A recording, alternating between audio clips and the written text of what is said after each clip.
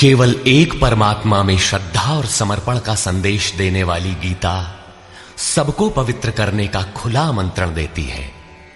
सृष्टि में कहीं भी रहने वाले अमीर अथवा गरीब, कुलीन तथा आदिवासी, पुण्यात्मा और पापी, स्त्री और पुरुष, सदाचारी एवं अत्यंत दुराचारी, सबका इसमें प्रवेश है। विशेषकर गीता पापियों के ही उद्धार का सुगम पथ बताती है, पुण्यात्मा तो भजते ही है। प्रस्तुत है उसी गीता की अद्वितीय व्याख्या यथार्थ गीता का कैसेट प्रसारण।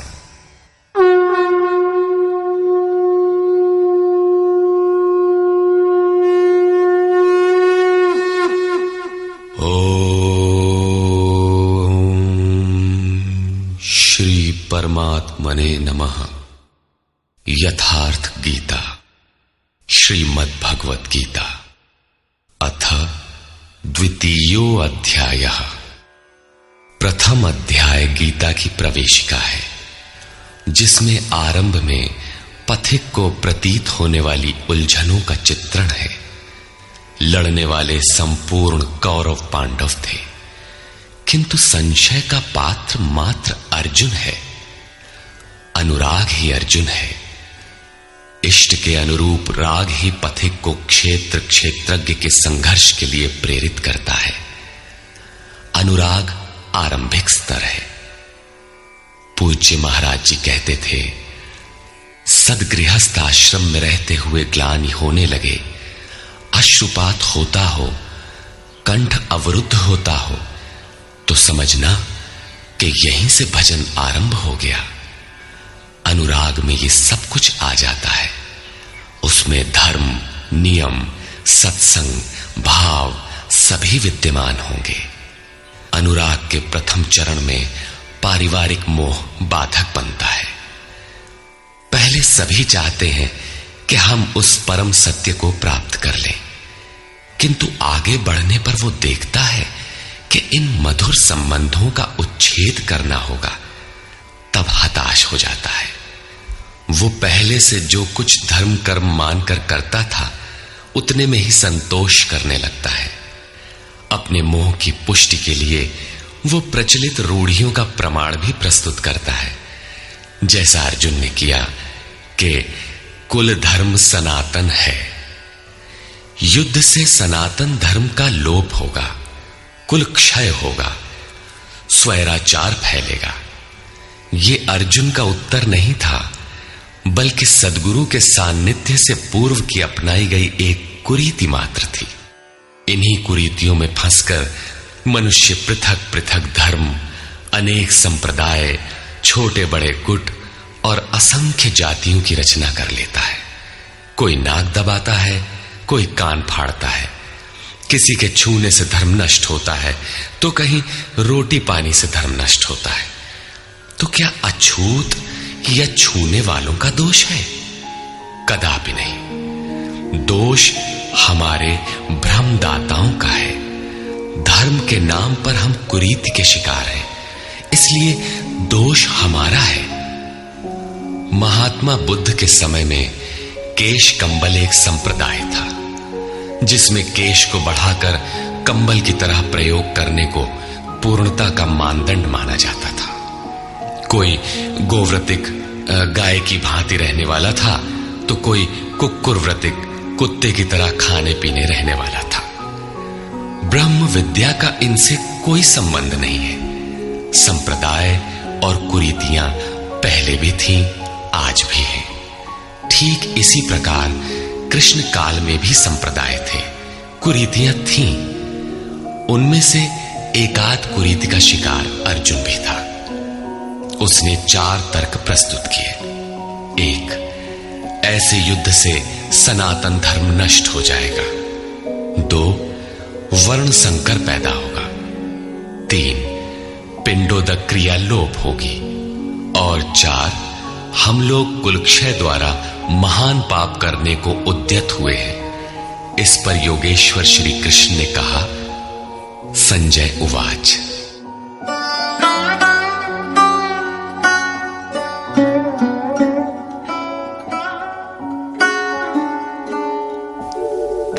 तथा कृपयाविष्टम् अश्रुपूर्णाकुलेक्षणम् विषीदन्तमिदं वाक्यम् उवाच मधुसूदनः। करुणा से व्याप्त अश्रुपूर्ण व्याकुल नेत्रों वाले उस अर्जुन के प्रति मधुसूदन, मद का विनाश करने वाले भगवान ने ये वचन कहा। श्री भगवान उवाच।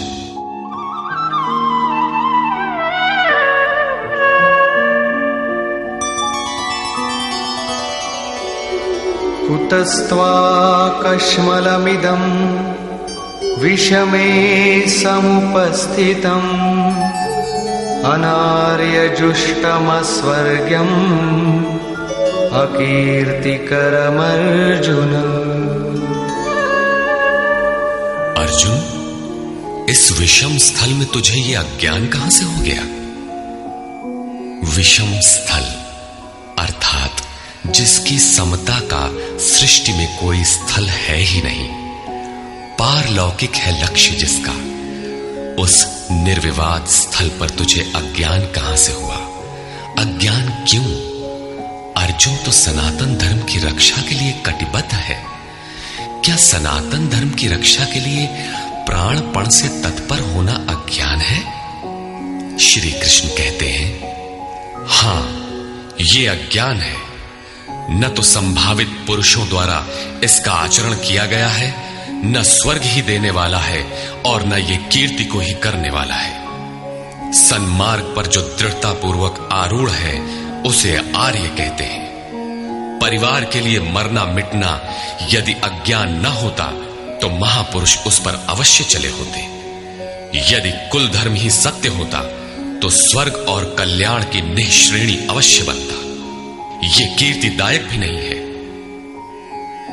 मीरा भजन करने लगी तो लोग कहे मीरा भई बावरी, सास कहे कुल नाशी रे।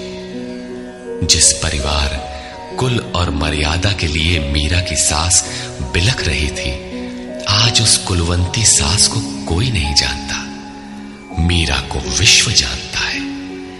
ठीक इसी प्रकार परिवार के लिए जो परेशान हैं, उनकी भी कीर्ति कब तक रहेगी? जिसमें कीर्ति नहीं, कल्याण नहीं, श्रेष्ठ पुरुषों ने भूल कर भी जिसका आचरण नहीं किया, तो सिद्ध है कि वो अज्ञान है। अतः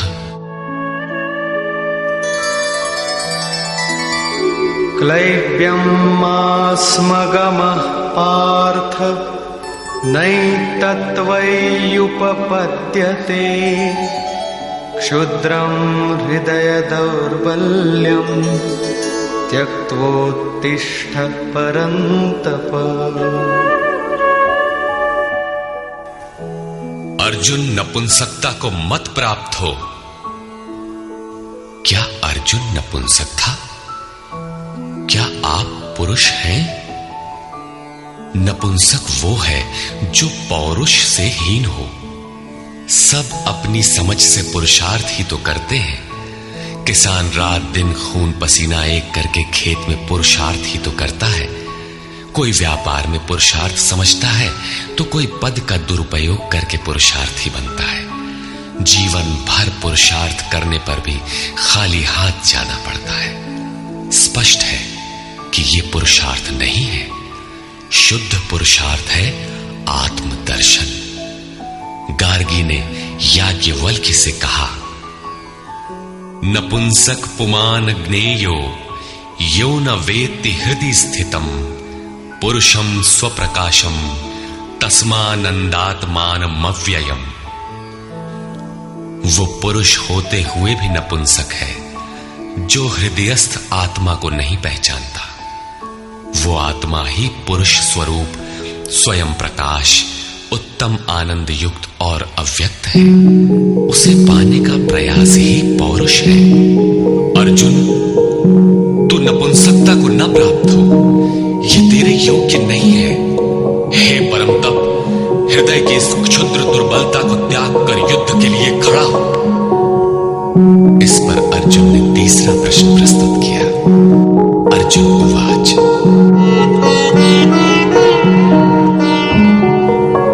कथं भीष्ममहं संख्ये द्रोणं च मधुसूदन इषुभिः प्रतियोत्स्यामि पूजार्हा वरिसूदन। अहंकार का शमन करने वाले मधुसूदन, मैं रणभूमि में पितामह भीष्म और आचार्य द्रोण से किस प्रकार बाणों से युद्ध करूंगा, क्योंकि अरिसूदन वे दोनों ही पूजनीय हैं। द्वैत ही द्रोण है, प्रभु अलग है, हम अलग हैं। द्वैत का ये भान ही प्राप्ति की प्रेरणा का आरंभिक स्रोत है। यही द्रोणाचार्य का गुरुत्व है। ब्रह्म ही भीष्म है। जब तक ब्रह्म है तभी तक बच्चे, परिवार, रिश्तेदार सभी अपने लगते हैं। अपना लगने में ब्रह्म ही माध्यम है। आत्मा इन्हीं को पूज्य मानकर इनके साथ रहता है कि ये पिता है, दादा है, कुलगुरु है इत्यादि। साधन के पूर्ति काल में गुरु न चेला, पुरुष अकेला।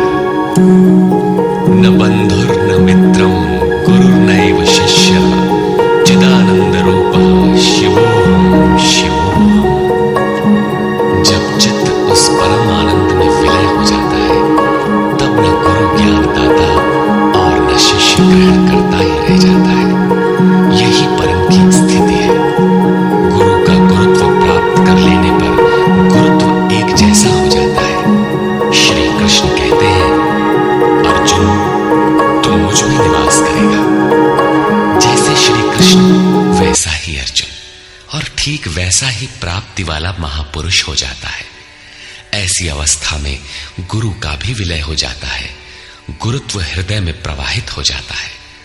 अर्जुन गुरु पद की ढाल बनाकर इस संघर्ष में प्रवृत्त होने से कतराना चाहता है।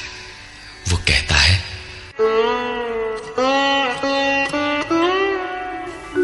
गुरून् हत्वा हि महानुभावान् श्रेयो भोक्तुं भैक्षमपीह लोके हत्वार्थकामास्तु गुरूनिहैव भुञ्जीय भोगान् रुधिरप्रदिग्धान्। इन महानुभाव गुरुजनों को न मारकर मैं इस लोक में भिक्षा का अन्न भी श्रेयस्कर समझता हूं। यहां भिक्षा का अर्थ उदर पोषण के लिए भीख मांगना नहीं, बल्कि सत्पुरुषों की टूटी फूटी सेवा द्वारा उनसे कल्याण की याचना ही भिक्षा है। अन्नम ब्रह्मेति व्यजानात्। अन्न एकमात्र परमात्मा है, जिसे प्राप्त करके आत्मा सदा के लिए तृप्त हो जाता है, कभी अतृप्त नहीं रहता। हम महापुरुषों की सेवा और याचना द्वारा शनैः शनैः ब्रह्म पीयूष प्राप्त करें, किंतु ये परिवार न छूटे, यही अर्जुन के भिक्षान्न की कामना है। संसार में अधिकांश लोग ऐसा ही करते हैं। वे चाहते हैं कि पारिवारिक स्नेह संबंध न मारना पड़े और मुक्ति भी शनैः शनैः मिल जाए, किंतु चलने वाले पथिक के लिए, जिसके संस्कार इनसे ऊपर है, जिसमें संघर्ष की क्षमता है, स्वभाव में क्षत्रियत्व प्रवाहित है, उसके लिए इस भिक्षान्न का विधान नहीं है। स्वयं न करके याचना करना भिक्षान्न है। गौतम बुद्ध ने भी मध्यम निकाय के धम्म दायाद सुत्त में इस भिक्षान्न की आमिष दायाद कहकर उसे हेय माना है, जबकि शरीर यापन से सभी भिक्षु थे। इन गुरुजनों को मारकर मिलेगा क्या? इस लोक में रुधिर से सने अर्थ और काम के भोग ही तो भोगने को मिलेंगे। अर्जुन कदाचित सोचता था कि भजन से भौतिक सुखों की मात्रा में अभिवृद्धि होगी। इतना संघर्ष झेलने के बाद भी इस शरीर के पोषक अर्थ और काम के भोग ही तो मिलेंगे। वो पुनः तर्क देता है,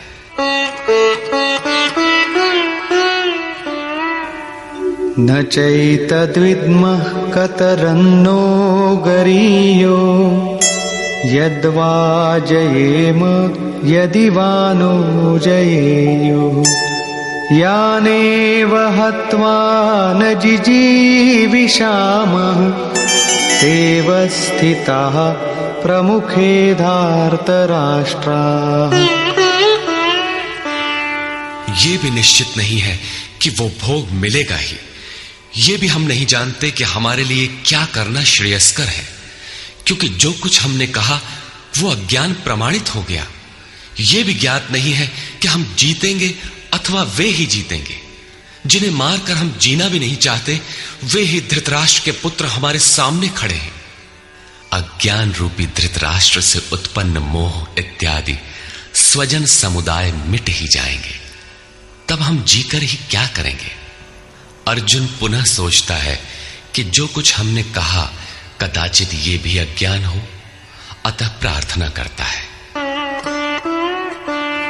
कार्पण्यदोषोपहतः स्वभावः पृच्छामि त्वां धर्मसम्मूढचेताः यच्छ्रेयस्यान्निश्चितं ब्रूहि तन्मे शिष्यस्तेऽहं शाधि मां त्वां प्रपन्नम्। कायरता के दोष से नष्ट स्वभाव वाला, धर्म के विषय में सर्वथा मोहित चित्त हुआ मैं आपसे पूछता हूं, जो कुछ निश्चित परम कल्याणकारी हो वो साधन मेरे लिए कहिए। यहां अर्जुन ने पूर्ण समर्पण कर दिया। अभी तक वो श्री कृष्ण को अपने स्तर का ही समझता था, अनेक विद्याओं में अपने को कुछ आगे ही मानता था। यहां उसने अपनी बागडोर श्री कृष्ण को वस्तुतः सौंप दी। सद्गुरु पूर्ति पर्यंत हृदय में रहकर साधक के साथ चलते हैं। यदि वे साथ न रहे तो साधक पार न हो। युवा कन्या के परिवार वाले जिस प्रकार शादी विवाह तक उसको संयम की शिक्षा देते हुए संभाल ले जाते हैं, ठीक उसी प्रकार सद्गुरु अपने शिष्य की अंतरात्मा से रथी होकर उसे प्रकृति की घाटियों से निकालकर पार कर देते हैं। अर्जुन निवेदन करता है कि भगवान एक बात और है। नहि प्रपश्यामि ममापनुद्यात् यच्छोकमुच्छोषणमिन्द्रियाणाम् अवाप्य भूमावसपत्नमृद्धम् राज्यं सुराणामपि चाधिपत्यम्। भूमि पर निष्कंटक धन धान्य संपन्न राज्य को और देवताओं के स्वामीपन इंद्र पद को पाकर भी मैं उस उपाय को नहीं देखता जो मेरी इंद्रियों को सुखाने वाले शोक को दूर कर सके। जब शोक बना ही है तो ये सब लेकर ही मैं क्या करूंगा। यदि इतना ही मिलना है तो क्षमा करें। अर्जुन ने सोचा, अब इसके आगे बतावेंगे भी क्या। संजय उवाच। एवमुक्त्वा ऋषिकेशं गुडाकेशः परन्तप न योत्स्यैति गोविन्दम् उक्त्वा तूष्णीं बभूवः। संजय बोला, हे राजन, मोह निशाजयी अर्जुन ने हृदय के सर्वज्ञ श्री कृष्ण से ये कहकर कि गोविंद मैं युद्ध नहीं करूंगा, चुप हो गया। अभी तक अर्जुन की दृष्टि पौराणिक है, जिसमें कर्म कांडों के साथ भोगों की उपलब्धि का विधान है, जिसमें स्वर्ग ही सब कुछ माना जाता है, जिस पर श्री कृष्ण प्रकाश डालेंगे कि ये विचारधारा भी गलत है।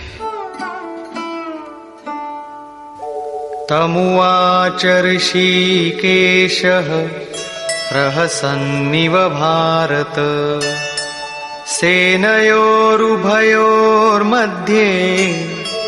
विषीदन्तमिदं वचः।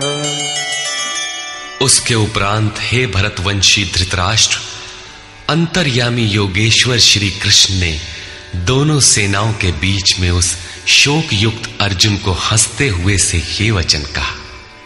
श्री भगवानुवाच।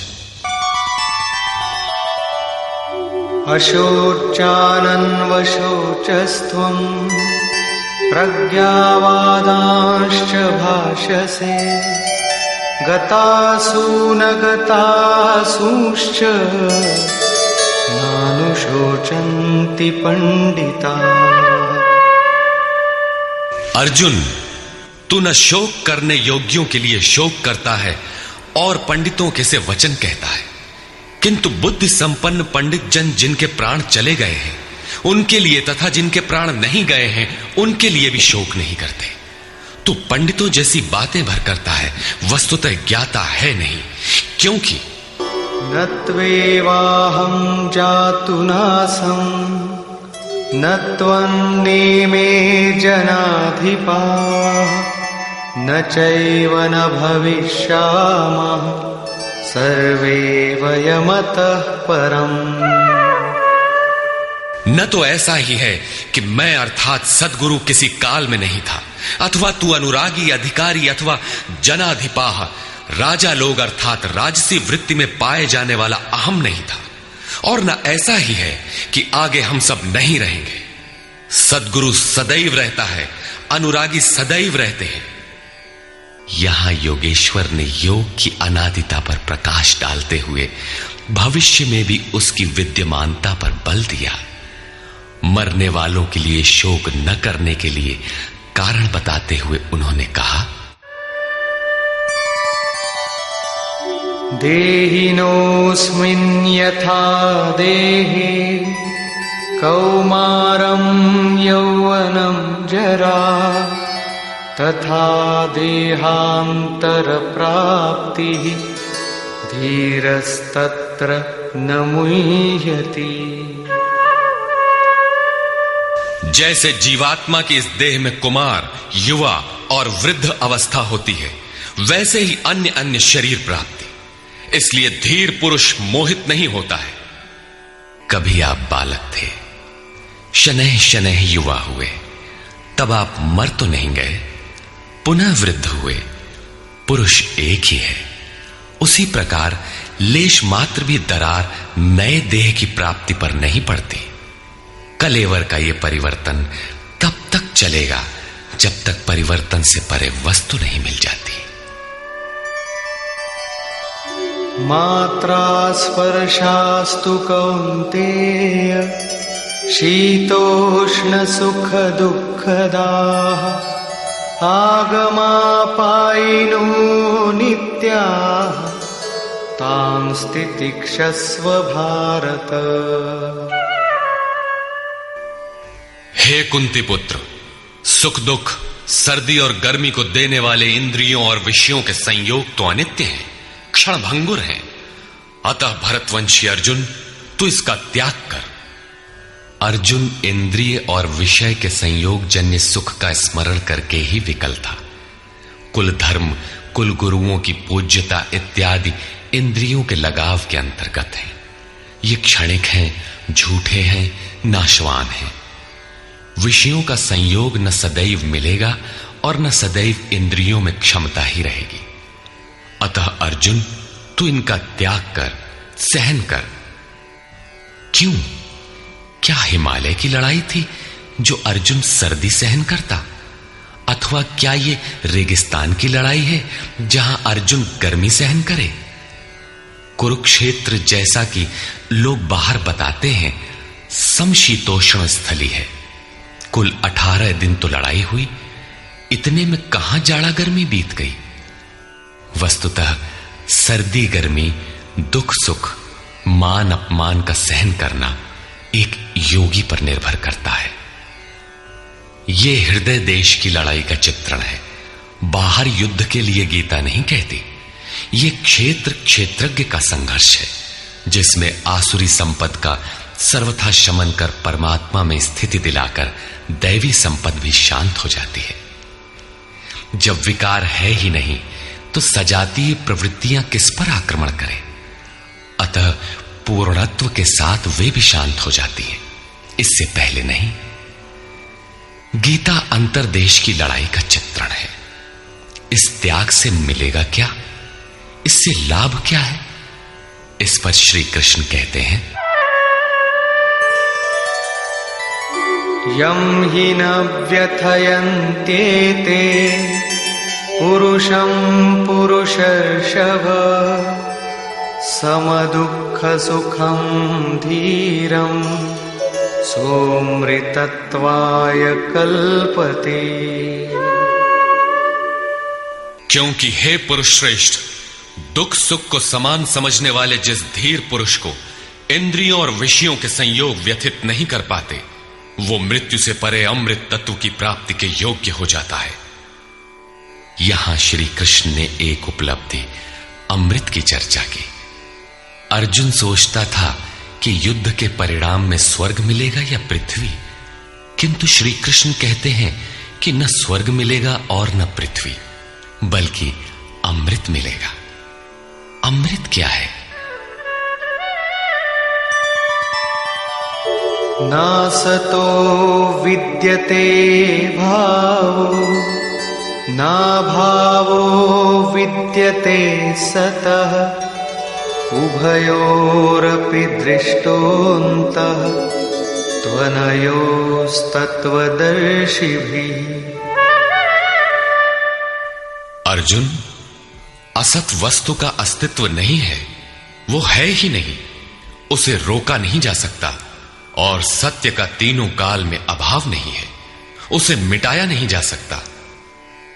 अर्जुन ने पूछा, क्या भगवान होने के नाते आप कहते हैं?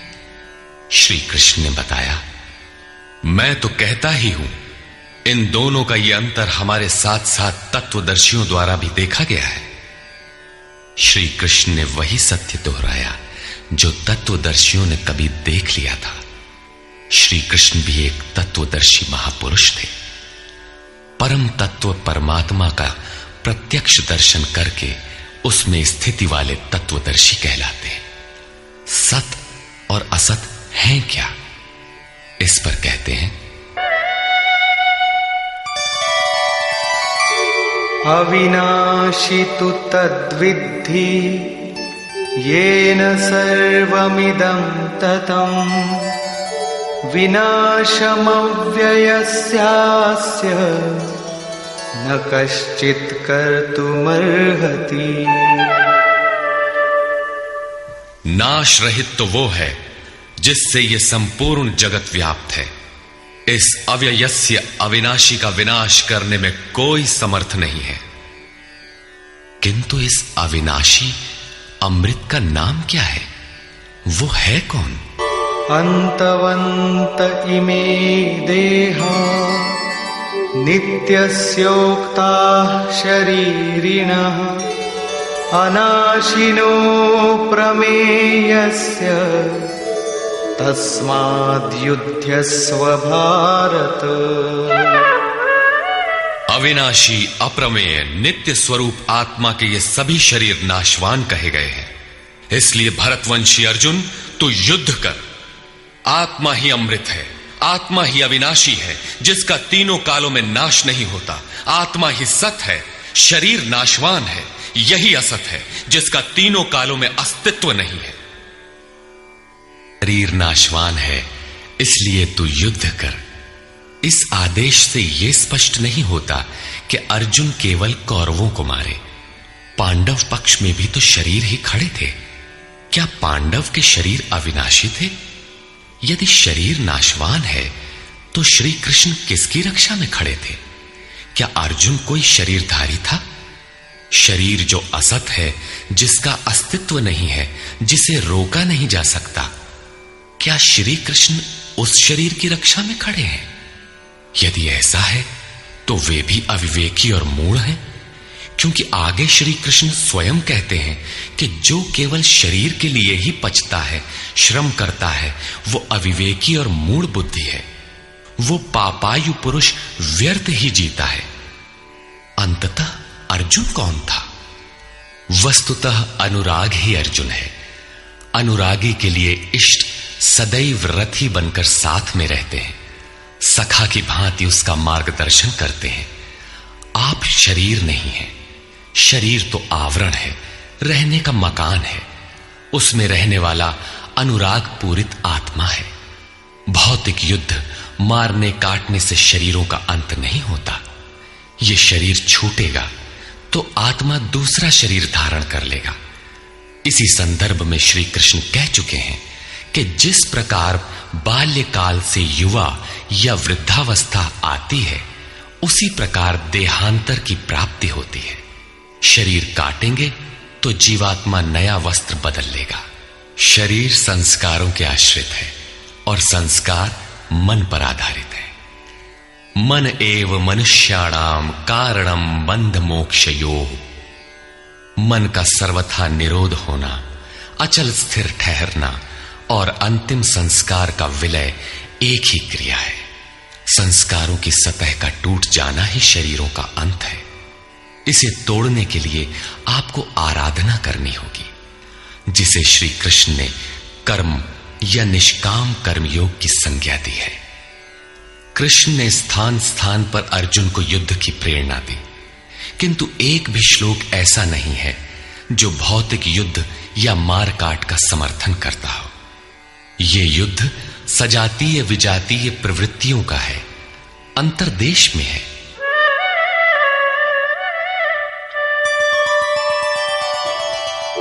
य एनं वेत्ति हन्तारम् यश्चैनं मन्यते हतम् उभौ तौ न विजानीतो नायं हन्ति न हन्यते। जो इस आत्मा को मारने वाला मानता है तथा जो इस आत्मा को मरा हुआ समझता है, वे दोनों ही आत्मा को नहीं जानते, क्योंकि ये आत्मा न तो मारता है और न मारा ही जाता है। पुनः इसी पर बल देते हैं। न जायते म्रियते वा कदाचित् नायं भूत्वा भविता वा न भूयः अजो नित्यः शाश्वतोऽयं पुराणो न हन्यते हन्यमाने शरीरे। ये आत्मा किसी काल में न तो जन्मता है और न मरता है, क्योंकि ये वस्त्र ही तो बदलता है। न ये आत्मा होकर अन्य कुछ होने वाला है, क्योंकि यह अजन्मा है, नित्य है, शाश्वत और पुरातन है। शरीर के नाश होने पर भी उसका नाश नहीं होता। आत्मा ही सत्य है, आत्मा ही पुरातन है, आत्मा ही शाश्वत और सनातन है। आप कौन है? सनातन धर्म के अनुयायी। सनातन कौन है? आत्मा। आप आत्मा के अनुयायी हैं। आत्मा, परमात्मा और ब्रह्म एक दूसरे के पर्याय हैं। आप कौन है? शाश्वत धर्म के उपासक। शाश्वत कौन है? आत्मा। अर्थात हम आप आत्मा के उपासक हैं। यदि आप आत्मिक पथ को नहीं जानते तो आपके पास शाश्वत सनातन नाम की कोई वस्तु नहीं है। उसके लिए आप आहें भरते हैं तो प्रत्याशी अवश्य है, किंतु सनातन धर्मी नहीं है। सनातन धर्म के नाम पर किसी कुरीति के शिकार हैं। देश विदेश में मानव मात्र में आत्मा एक ही जैसा है। इसलिए विश्व में कहीं भी कोई आत्मा की स्थिति दिलाने वाली क्रिया जानता है और उस पर चलने के लिए प्रयत्नशील है, तो वो सनातन धर्मी है, चाहे वो अपने को ईसाई, मुसलमान, यहूदी या कुछ भी क्यों न कह ले। वेदा विनाशिनं नित्यं य एनमजमव्ययम् कथं स पुरुषः पार्थ कं घातयति हन्तिकम्। पार्थिव शरीर को रथ बनाकर ब्रह्म रूपी लक्ष्य पर अचूक निशाना लगाने वाला पृथा पुत्र अर्जुन, जो पुरुष इस आत्मा को नाश रहित, नित्य, अजन्मा और अव्यक्त जानता है, वो पुरुष कैसे किसी को मरवाता है और कैसे किसी को मारता है। अविनाशी का विनाश असंभव है। अजन्मा जन्म नहीं लेता, अतः शरीर के लिए शोक नहीं करना चाहिए। इसी को उदाहरण से स्पष्ट करते हैं।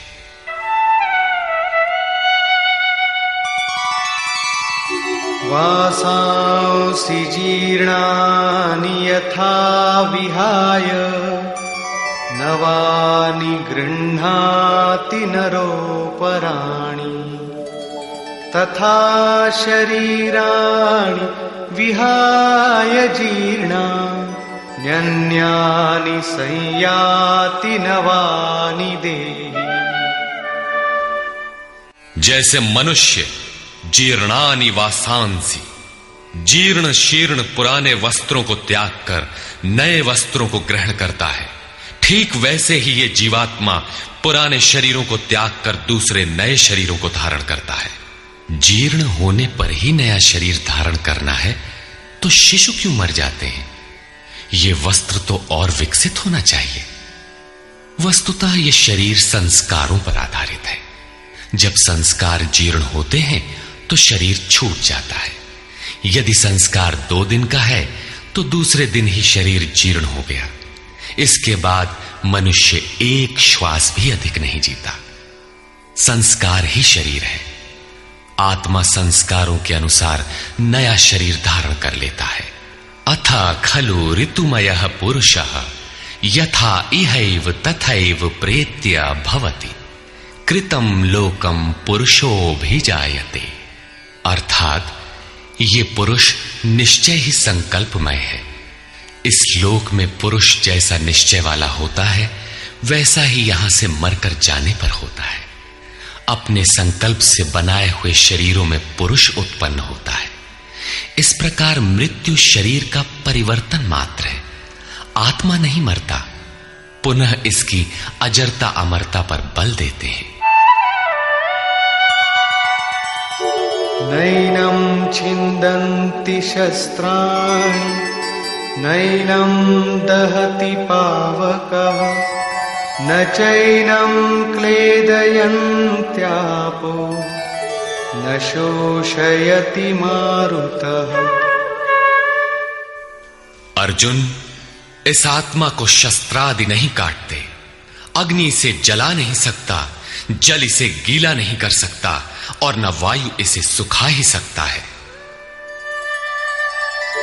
अच्छेद्योऽयमदाह्योऽयम् अक्लेद्यो शोष्य एव च नित्यः सर्वगतः स्थाणुः अचलोऽयं सनातनः। ये आत्मा अच्छेद्य है, इसे छेदा नहीं जा सकता। ये अदाह्य है, इसे जलाया नहीं जा सकता। ये अक्लेद्य है, इसे गीला नहीं किया जा सकता। आकाश इसे अपने में समाहित नहीं कर सकता। यह आत्मा निसंदेह अशोष्य, सर्वव्यापक, अचल, स्थिर रहने वाला और सनातन है। अर्जुन ने कहा था कि कुल धर्म सनातन है। ऐसा युद्ध करने से सनातन धर्म नष्ट हो जाएगा, किंतु श्री कृष्ण ने इसे अज्ञान माना और आत्मा को ही सनातन बताया। आप कौन हैं? सनातन धर्म के अनुयायी। सनातन कौन है? आत्मा। यदि आप आत्मा पर्यंत दूरी तय करने वाली विधि विशेष से अवगत नहीं हैं, तो आप सनातन धर्म नहीं जानते। इसका कुपरिणाम सांप्रदायिकता में फंसे धर्म भीरू लोगों को भोगना पड़ रहा है। जब मैटर क्षेत्र में पैदा होने वाली कोई वस्तु इस सनातन का स्पर्श नहीं कर सकती, तो छूने खाने से सनातन धर्म नष्ट कैसे हो सकता है?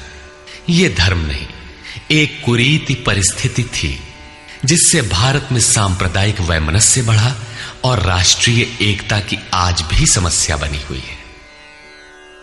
धर्म की शरण हम क्यों जाते हैं? क्योंकि हम मरण धर्मा हैं और धर्म कोई ठोस चीज है जिसकी शरण जाकर हम भी अमर हो जाएं। हम तो मारने से मरेंगे और ये धर्म केवल छूने और खाने से मर जाएगा, तो हमारी क्या रक्षा करेगा? धर्म तो आपकी रक्षा करता है, आपसे शक्तिशाली है। आप तलवार से मरेंगे और धर्म वो छूने से नष्ट हो गया। कैसा है आपका धर्म? कुरीतियां नष्ट होती हैं न कि सनातन। सनातन तो ऐसी ठोस वस्तु है जिसे शस्त्र नहीं काटते, अग्नि जला नहीं सकता, जल इसे गीला नहीं कर सकता। खान पान तो दूर, प्रकृति में उत्पन्न कोई वस्तु उसका स्पर्श भी नहीं कर पाती, तो वो सनातन नष्ट कैसे हो गया? ऐसी ही कतिपय कुरीतियां अर्जुन काल में भी थी। उनका शिकार अर्जुन भी था। उसने विलाप करते हुए गिड़गिड़ा कर कहा कि कुल धर्म सनातन है, युद्ध से सनातन धर्म नष्ट हो जाएगा। कुल धर्म नष्ट होने से हम अनंत काल तक नरक में चले जाएंगे। किंतु श्री कृष्ण ने कहा, तुझे ये अज्ञान कहां से उत्पन्न हो गया? सिद्ध है कि वो कोई कुरीति थी। तभी तो श्री कृष्ण ने उसका निराकरण किया और बताया कि आत्मा ही सनातन है। यदि आप आत्मिक पथ नहीं जानते तो सनातन धर्म में आपका अभी तक प्रवेश नहीं हुआ है। जब यह सनातन शाश्वत आत्मा सबके अंदर व्याप्त है तो खोजा किसे जाए? इस पर श्री कृष्ण कहते हैं, अव्यक्तोऽयमचिन्त्योऽयम् अविकार्योऽयमुच्यते तस्मादेवं विदित्वैनं नानुशोचितुमर्हसि। ये आत्मा अव्यक्त अर्थात इंद्रियों का विषय नहीं है। इंद्रियों के द्वारा इसे समझा नहीं जा सकता। जब तक इंद्रियों और विषयों का संयोग है तब तक आत्मा तो है, किंतु उसे समझा नहीं जा सकता। वो अचिंत्य है। जब तक चित्त और चित्त की लहर है तब तक वो शाश्वत है तो, किंतु हमारे दर्शन, उपभोग और प्रवेश के लिए नहीं है। अतः चित्त का निरोध करे। पीछे श्री कृष्ण बता आए हैं कि असत वस्तु का अस्तित्व नहीं है और सत का तीनों कालों में अभाव नहीं है। वो सत है आत्मा। आत्मा ही अपरिवर्तनशील, शाश्वत, सनातन और अव्यक्त है। तत्वदर्शियों ने आत्मा को इन विशेष गुणधर्मों से युक्त देखा। न 10 भाषाओं के ज्ञाता ने देखा, न किसी समृद्धशाली ने देखा, बल्कि तत्वदर्शियों ने देखा। श्री कृष्ण ने आगे बताया कि तत्व है परमात्मा। मन के निरोध काल में साधक उसका दर्शन और उसमें प्रवेश पाता है। प्राप्ति काल में भगवान मिलते हैं और दूसरे ही क्षण वो अपने आत्मा को ईश्वरीय गुण धर्मों से विभूषित देखता है। वो देखता है कि आत्मा ही सत्य, सनातन और परिपूर्ण है। ये आत्मा अचिंत्य है। ये विकार रहित अर्थात न बदलने वाला कहा जाता है। अतः अर्जुन, आत्मा को ऐसा जानकर तू शोक करने योग्य नहीं है। अब श्री कृष्ण अर्जुन के विचारों में विरोधाभास दिखाते हैं, जो सामान्य तर्क है। अथ चैनं नित्यजातं नित्यं वा मन्यसे मृतं तथापि त्वं महाबाहो नैवं शोचितुमर्हसि। यदि तू इसे सदैव जन्मने वाला और सदा मरने वाला माने तब भी तुझे शोक नहीं करना चाहिए, क्योंकि जातस्य हि ध्रुवो मृत्युः ध्रुवं जन्म मृतस्य च तस्मादपरिहार्येऽर्थे न त्वं शोचितुमर्हसि। ऐसा मान लेने पर भी जन्मने वाले की निश्चित मृत्यु और मरने वाले का निश्चित जन्म सिद्ध होता है। इसलिए भी तू बिना उपाय वाले इस विषय में शोक करने लायक नहीं है। जिसका कोई इलाज नहीं, उसके लिए शोक करना एक अन्य दुख को आमंत्रित करना है। अव्यक्तादीनि भूतानि व्यक्तमध्यानि भारत अव्यक्त भक्तनिधनान्येव तत्र का परिदेवना। अर्जुन, संपूर्ण प्राणी जन्म से पहले बिना शरीर वाले और मरने के बाद भी बिना शरीर वाले हैं। जन्म के पूर्व और पश्चात भी दिखाई नहीं पड़ते, केवल जन्म मृत्यु के बीच में ही शरीर धारण किए हुए दिखाई देते हैं। अतः इस परिवर्तन के लिए व्यर्थ की चिंता क्यों करते हो? इस आत्मा को देखता कौन है? इस पर कहते हैं, आश्चर्यवत् पश्यति कश्चिदेनम् आश्चर्यवद् वदति तथैव चान्यः आश्चर्यवच्चैनमन्यः शृणोति श्रुत्वाप्येनं वेद न चैव कश्चित्। पहले श्री कृष्ण ने कहा था कि इस आत्मा को तत्वदर्शियों ने देखा है। अब तत्व दर्शन की दुर्लभता पर प्रकाश डालते हैं कि कोई विरला महापुरुष ही इस आत्मा को आश्चर्य की तरह देखता है, सुनता नहीं प्रत्यक्ष देखता है। और वैसे ही दूसरा कोई महापुरुष ही आश्चर्य की तरह इसके तत्व को कहता है। जिसने देखा है वही यथार्थ कह सकता है। दूसरा कोई विरला साधक इसे आश्चर्य की भांति सुनता है। सब सुनते भी नहीं, क्योंकि ये अधिकारी के लिए ही है। हे अर्जुन, कोई कोई तो सुनकर भी इस आत्मा को नहीं जान पाते, क्योंकि साधन पार नहीं लगता। आप लाख ज्ञान की बातें सुने, समझें, बाल की खाल निकाल कर समझें, लालायित भी रहें, किंतु मोह बड़ा प्रबल है। थोड़ी देर बाद ही आप अपनी सांसारिक व्यवस्थाओं में लिप्त मिलेंगे। अंत में श्री कृष्ण निर्णय देते हैं, देही नित्यमवध्योऽयम् देहे सर्वस्य भारत तस्मात् सर्वाणि भूतानि न त्वं शोचितुमर्हसि। अर्जुन, ये आत्मा सबके शरीर में सदैव अवध्य है, अकाट्य है। इसलिए संपूर्ण भूत प्राणियों के लिए तो शोक करने योग्य नहीं है। आत्मा ही सनातन है। इस तथ्य का प्रतिपादन करके, इसका प्रभुता सहित वर्णन करके यह प्रश्न यहीं पूरा हो जाता है। अब प्रश्न खड़ा होता है कि इसकी प्राप्ति कैसे हो। संपूर्ण गीता में इसके लिए दो ही मार्ग हैं। पहला निष्काम कर्म योग और दूसरा ज्ञान योग। दोनों मार्गों में किया जाने वाला कर्म एक ही है। उस कर्म की अनिवार्यता पर बल देते हुए योगेश्वर श्री कृष्ण ज्ञान योग के विषय में कहते हैं, स्वधर्ममपि चावेक्ष्य न विकम्पितुमर्हसि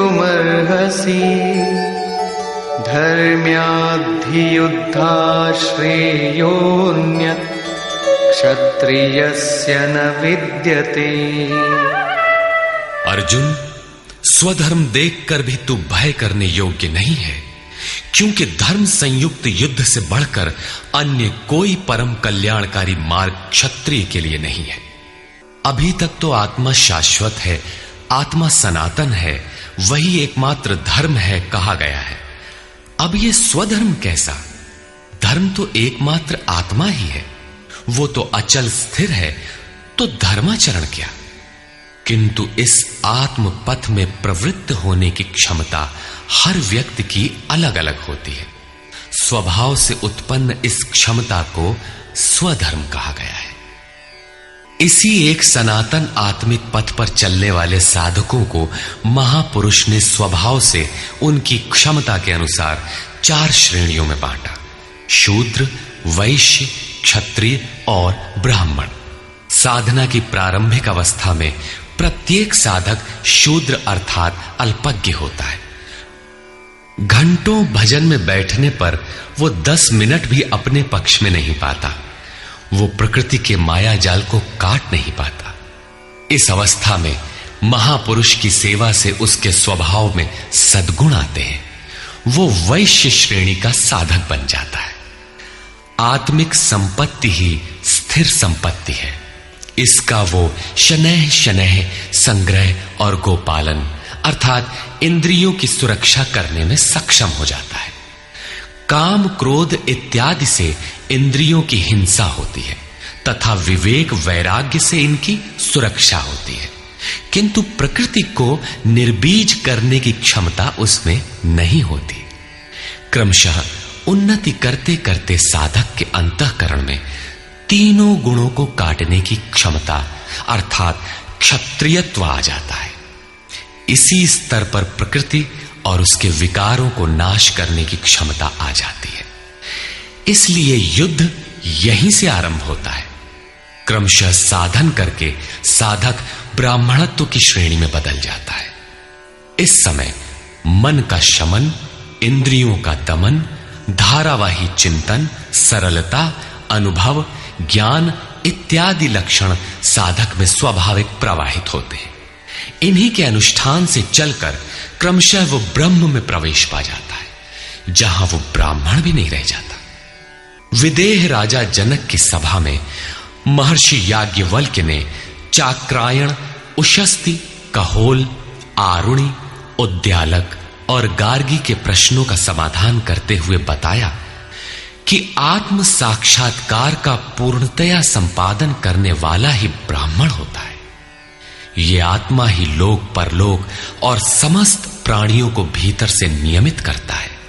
सूर्य, चंद्रमा, पृथ्वी, जल, वायु, अग्नि, तारागण, अंतरिक्ष, आकाश एवं प्रत्येक क्षण इस आत्मा के ही प्रशासन में है। ये तुम्हारा आत्मा अंतर्यामी अमृत है। आत्मा अक्षर है, इससे भिन्न सब नाशवान है। जो कोई इसी लोक में इस अक्षर को न जानकर हवन करता है, तप करता है, हजारों वर्षों तक यज्ञ करता है, उसका ये सब कर्म नाशवान है। जो कोई भी इस अक्षर को जाने बिना इस लोक से मरकर जाता है, वो दयनीय है, कृपण है, और जो इस अक्षर को जानकर इस लोक से मरकर जाता है, वो ब्राह्मण है। अर्जुन क्षत्रिय श्रेणी का साधक है। श्री कृष्ण कहते हैं कि क्षत्रिय श्रेणी के साधक के लिए युद्ध के अतिरिक्त कोई कल्याणकारक रास्ता है ही नहीं। प्रश्न उठता है कि क्षत्रिय है क्या? प्रायः लोग इसका आशय समाज में जन्मना उत्पन्न ब्राह्मण, क्षत्रिय, वैश्य, शूद्र जातियों से लेते हैं। इन्हें ही 4 वर्ण मान लिया जाता है, किंतु नहीं। शास्त्रकार ने स्वयं बताया है कि क्षत्रिय क्या है, वर्ण क्या है। यहां उन्होंने केवल क्षत्रिय का नाम लिया और आगे 18वें अध्याय तक इस प्रश्न का समाधान प्रस्तुत किया कि वस्तुतः ये वर्ण हैं क्या और कैसे इनमें परिवर्तन होता है। श्री कृष्ण ने कहा, चातुर्वर्ण्यम मया सृष्टम, 4 वर्णों की सृष्टि मैंने की, तो क्या मनुष्यों को बांटा?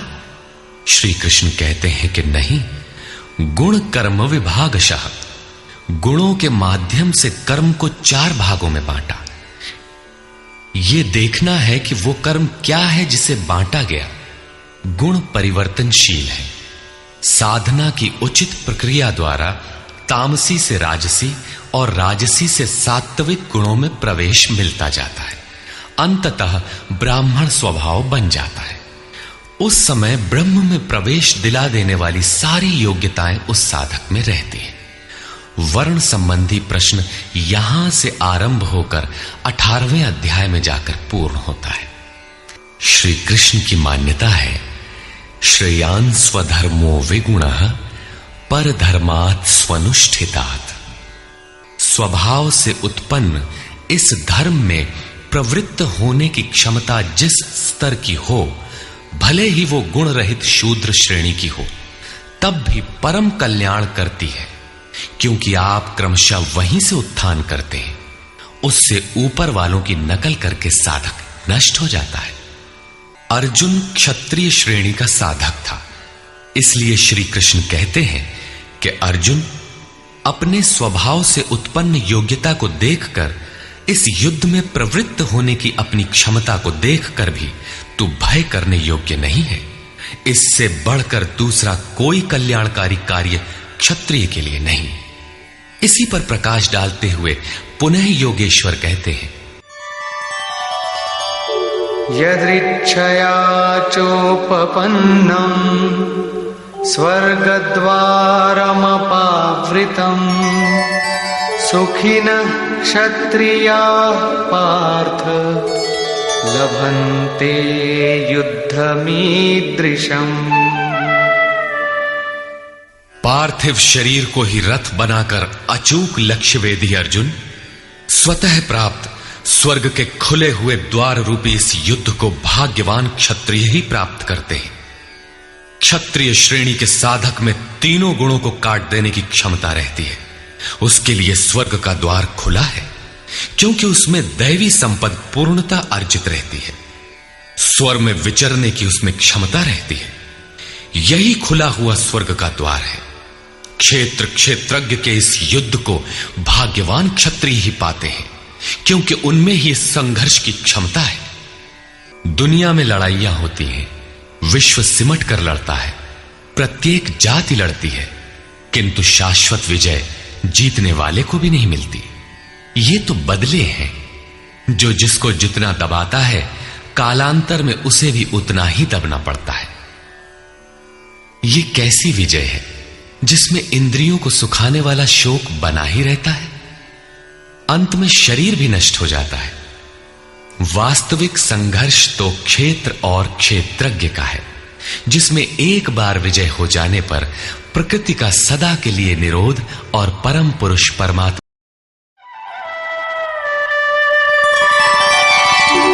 अथ चेत्त्वमिमं धर्म्यं संग्रामं न करिष्यसि ततः स्वधर्मं कीर्तिं च हित्वा पापमवाप्स्यसि।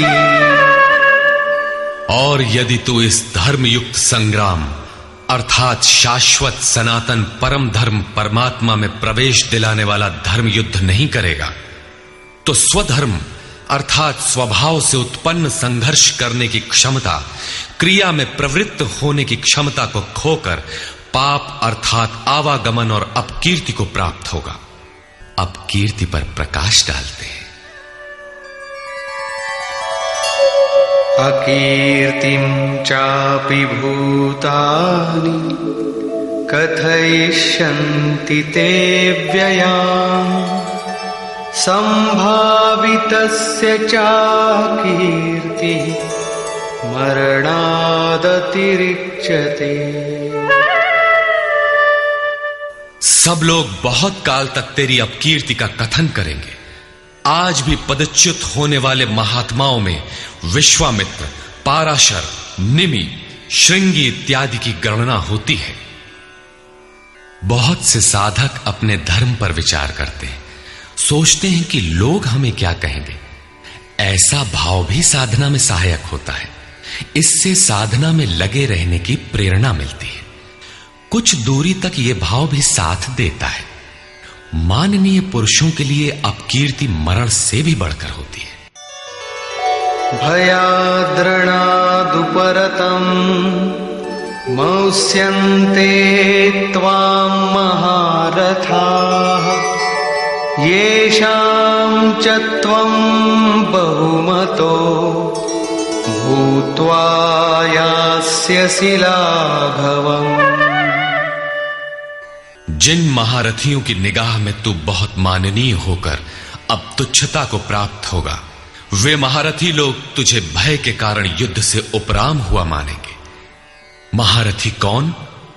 इस पथ पर महान परिश्रम से आगे बढ़ने वाले साधक महारथी हैं। इसी प्रकार इतने ही परिश्रम से अविद्या की ओर खींचने वाले काम, क्रोध, लोभ, मोहादि भी महारथी हैं, जो तुझे बहुत सम्मान देते थे कि साधक प्रशंसनीय है। तुम उनकी निगाह से गिर जाओगे। इतना ही नहीं, बल्कि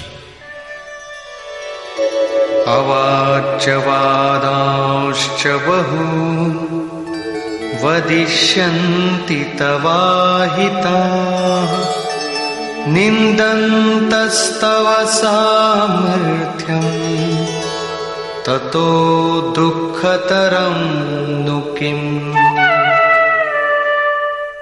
वैरी लोग तेरे पराक्रम की निंदा करते हुए बहुत से न कहने योग्य वचनों को कहेंगे।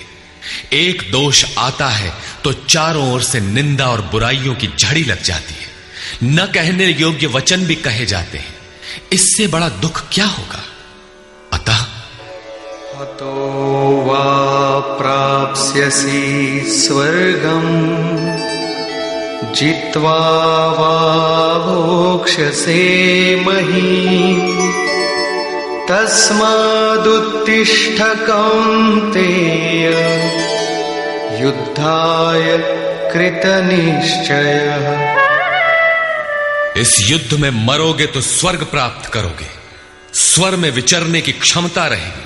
श्वास से बाहर प्रकृति में विचरने की धाराएं निरुद्ध हो जाएंगी। परम देव परमात्मा में प्रवेश दिलाने वाली दैवी संपद हृदय में पूर्णतः प्रवाहित रहेगी। अथवा इस संघर्ष में जीतने पर महामहिम स्थिति को प्राप्त करोगे। इसलिए अर्जुन, युद्ध के लिए निश्चय करके खड़ा हो। प्रायः लोग इस श्लोक के अर्थ में समझते हैं कि इस युद्ध में मरोगे तो स्वर्ग जाओगे और जीतोगे तो पृथ्वी का भोग भोगोगे। किंतु आपको स्मरण होगा, अर्जुन कह चुका है, भगवान पृथ्वी ही नहीं अपितु त्रैलोक्य के साम्राज्य और देवताओं के स्वामीपन अर्थात इंद्र पद प्राप्त होने पर भी मैं उस उपाय को नहीं देखता जो इंद्रियों को सुखाने वाले मेरे शोक को दूर कर सके। यदि इतना ही मिलना है तो गोविंद, मैं युद्ध कदापि नहीं करूंगा। यदि इतने पर भी श्री कृष्ण कहते कि अर्जुन लड़ो, जीतोगे तो पृथ्वी पा जाओगे, हारोगे तो स्वर्ग के नागरिक बन जाओगे, तो श्री कृष्ण देते ही क्या है? अर्जुन इससे आगे का सत्य, श्रेय, परम कल्याण की कामना वाला शिष्य था, जिसे सद्गुरुदेव श्री कृष्ण ने बताया कि क्षेत्रज्ञ के इस संघर्ष में यदि शरीर का समय पूरा हो जाता है और लक्ष्य तक नहीं पहुंच सके तो स्वर्ग प्राप्त करोगे। अर्थात स्वर में ही विचरण करने की क्षमता प्राप्त कर लोगे। दैवी संपत्ति हृदय में ढल जाएगी और इस शरीर के रहते रहते संघर्ष में सफल हो जाते हो तो महीम, सबसे महान ब्रह्म की महिमा का उपभोग करोगे, महामहिम की स्थिति प्राप्त कर लोगे। जीतोगे तो सर्वस्व, क्योंकि महामहिमत्व को पाओगे, और हारोगे तो देवत्व। दोनों हाथों में लड्डू रहेंगे। लाभ में भी लाभ और हानि में भी लाभ ही है। पुनः इसी पर बल देते हैं। सुख दुखे समे कृत्वा लाभालाभो जया जयो ततो युद्धाय युज्यस्व नैवं पापमवाप्स्यसि। इस प्रकार सुख दुख, लाभ हानि, जय पराजय को समान समझकर तू युद्ध के लिए तैयार हो। युद्ध करने से तू पाप को प्राप्त नहीं होगा, अर्थात सुख में सर्वस्व और दुख में भी देवत्व है। लाभ में महीम की स्थिति अर्थात सर्वस्व और हानि में भी देवत्व है। जय में महामहिम स्थिति और पराजय में भी दैवी संपत्ति पर अधिकार है। इस प्रकार अपने लाभ हानि को भली प्रकार स्वयं समझकर तू युद्ध के लिए तैयार हो। लड़ने में ही दोनों वस्तुएं हैं। लड़ोगे तो पाप अर्थात आवागमन को प्राप्त नहीं होगे। अतः तू युद्ध के लिए तैयार हो। एषा ते विहिता सांख्ये बुद्धिर्योगे त्विमां शृणु बुद्ध्या युक्तो यया पार्थ कर्मबन्धं प्रहास्यसि। पार्थ, ये बुद्धि तेरे लिए ज्ञान योग के विषय में कही गई है। कौन सी बुद्धि? यही कि युद्ध कर, ज्ञान योग में इतना ही है कि अपनी हस्ती को देखकर लाभ हानि का भली प्रकार विचार करके कि जीतेंगे तो महामहिम स्थिति और हारेंगे तो देवत्व, जय में सर्वस्व और पराजय में भी देवत्व, दोनों तरह लाभ है। युद्ध नहीं करेंगे तो सभी हमें बुरा कहेंगे, भय से उपराम हुआ मानेंगे, अपकीर्ति होगी। इस प्रकार अपने अस्तित्व को सामने रखकर स्वयं विचार कर युद्ध में अग्रसर होना ही ज्ञान योग है। प्रायः लोगों में भ्रांति है कि ज्ञान मार्ग में कर्म युद्ध नहीं करना पड़ता। वे कहते हैं कि ज्ञान मार्ग में कर्म नहीं है, मैं तो शुद्ध हूं, बुद्ध हूं, चैतन्य हूं, अहम ब्रह्मास्मि। गुण ही गुण में बरतते हैं, ऐसा मानकर हाथ पर हाथ रखकर बैठ जाते हैं। योगेश्वर श्री कृष्ण के अनुसार यह ज्ञान योग नहीं है। ज्ञान योग में भी वही कर्म करना है जो निष्काम कर्म योग में किया जाता है। दोनों में केवल बुद्धि का, दृष्टिकोण का अंतर है। ज्ञान मार्गी अपनी स्थिति समझकर अपने पर निर्भर होकर कर्म करता है, जबकि निष्काम कर्मयोगी इष्ट के आश्रित होकर कर्म करता है। करना दोनों मार्गों में है और वो कर्म भी एक ही है जिसे दोनों मार्गों में किया जाना है। केवल कर्म करने के दृष्टिकोण दो हैं। अर्जुन, इसी बुद्धि को अब तू कर्म योग के विषय में सुन, जिससे युक्त हुआ तू कर्मों के बंधन का अच्छी तरह नाश करेगा। यहां श्री कृष्ण ने कर्म का नाम पहली बार लिया, लेकिन यह नहीं बताया कि कर्म है क्या। अब कर्म न बताकर पहले कर्म की विशेषताओं पर प्रकाश डालते हैं।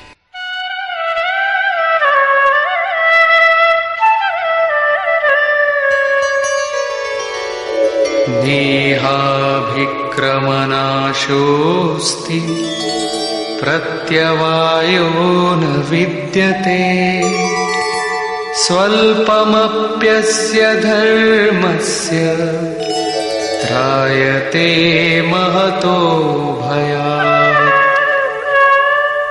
इस निष्काम कर्म योग में आरंभ का अर्थात बीज का नाश नहीं होता, सीमित फल रूपी दोष नहीं है। इसलिए इस निष्काम कर्म का, इस कर्म से संपादित धर्म का थोड़ा भी साधन जन्म मृत्यु रूपी महान भय से उद्धार कर देता है। आप इस कर्म को समझें और उस पर 2 कदम चल भर दें, जो सदगृहस्थ आश्रम में रहकर ही चला जा सकता है। साधक तो चलते ही हैं। बीज भर डाल दें तो अर्जुन, बीज का नाश नहीं होता। प्रकृति में कोई क्षमता नहीं, ऐसा कोई अस्त्र नहीं कि उस सत्य को मिटा दे। प्रकृति केवल आवरण डाल सकती है, कुछ देर कर सकती है, किंतु साधन के आरंभ को मिटा नहीं सकती। आगे श्री कृष्ण ने बताया कि सभी पापियों से भी बड़ा पापी ही क्यों न हो, ज्ञान रूपी नौका द्वारा निसंदेह पार हो जाएगा। ठीक उसी बात को यहां कहते हैं कि अर्जुन, निष्काम कर्म योग का बीजारोपण भर कर दें तो उस बीज का कभी नाश नहीं होता। विपरीत फल रूपी दोष भी इसमें नहीं होता कि आपको स्वर्ग, रिद्धियों या सिद्धियों तक पहुंचाकर छोड़ दे। आप ये साधन भले छोड़ दें, किंतु यह साधन आपका उद्धार करके ही छोड़ेगा।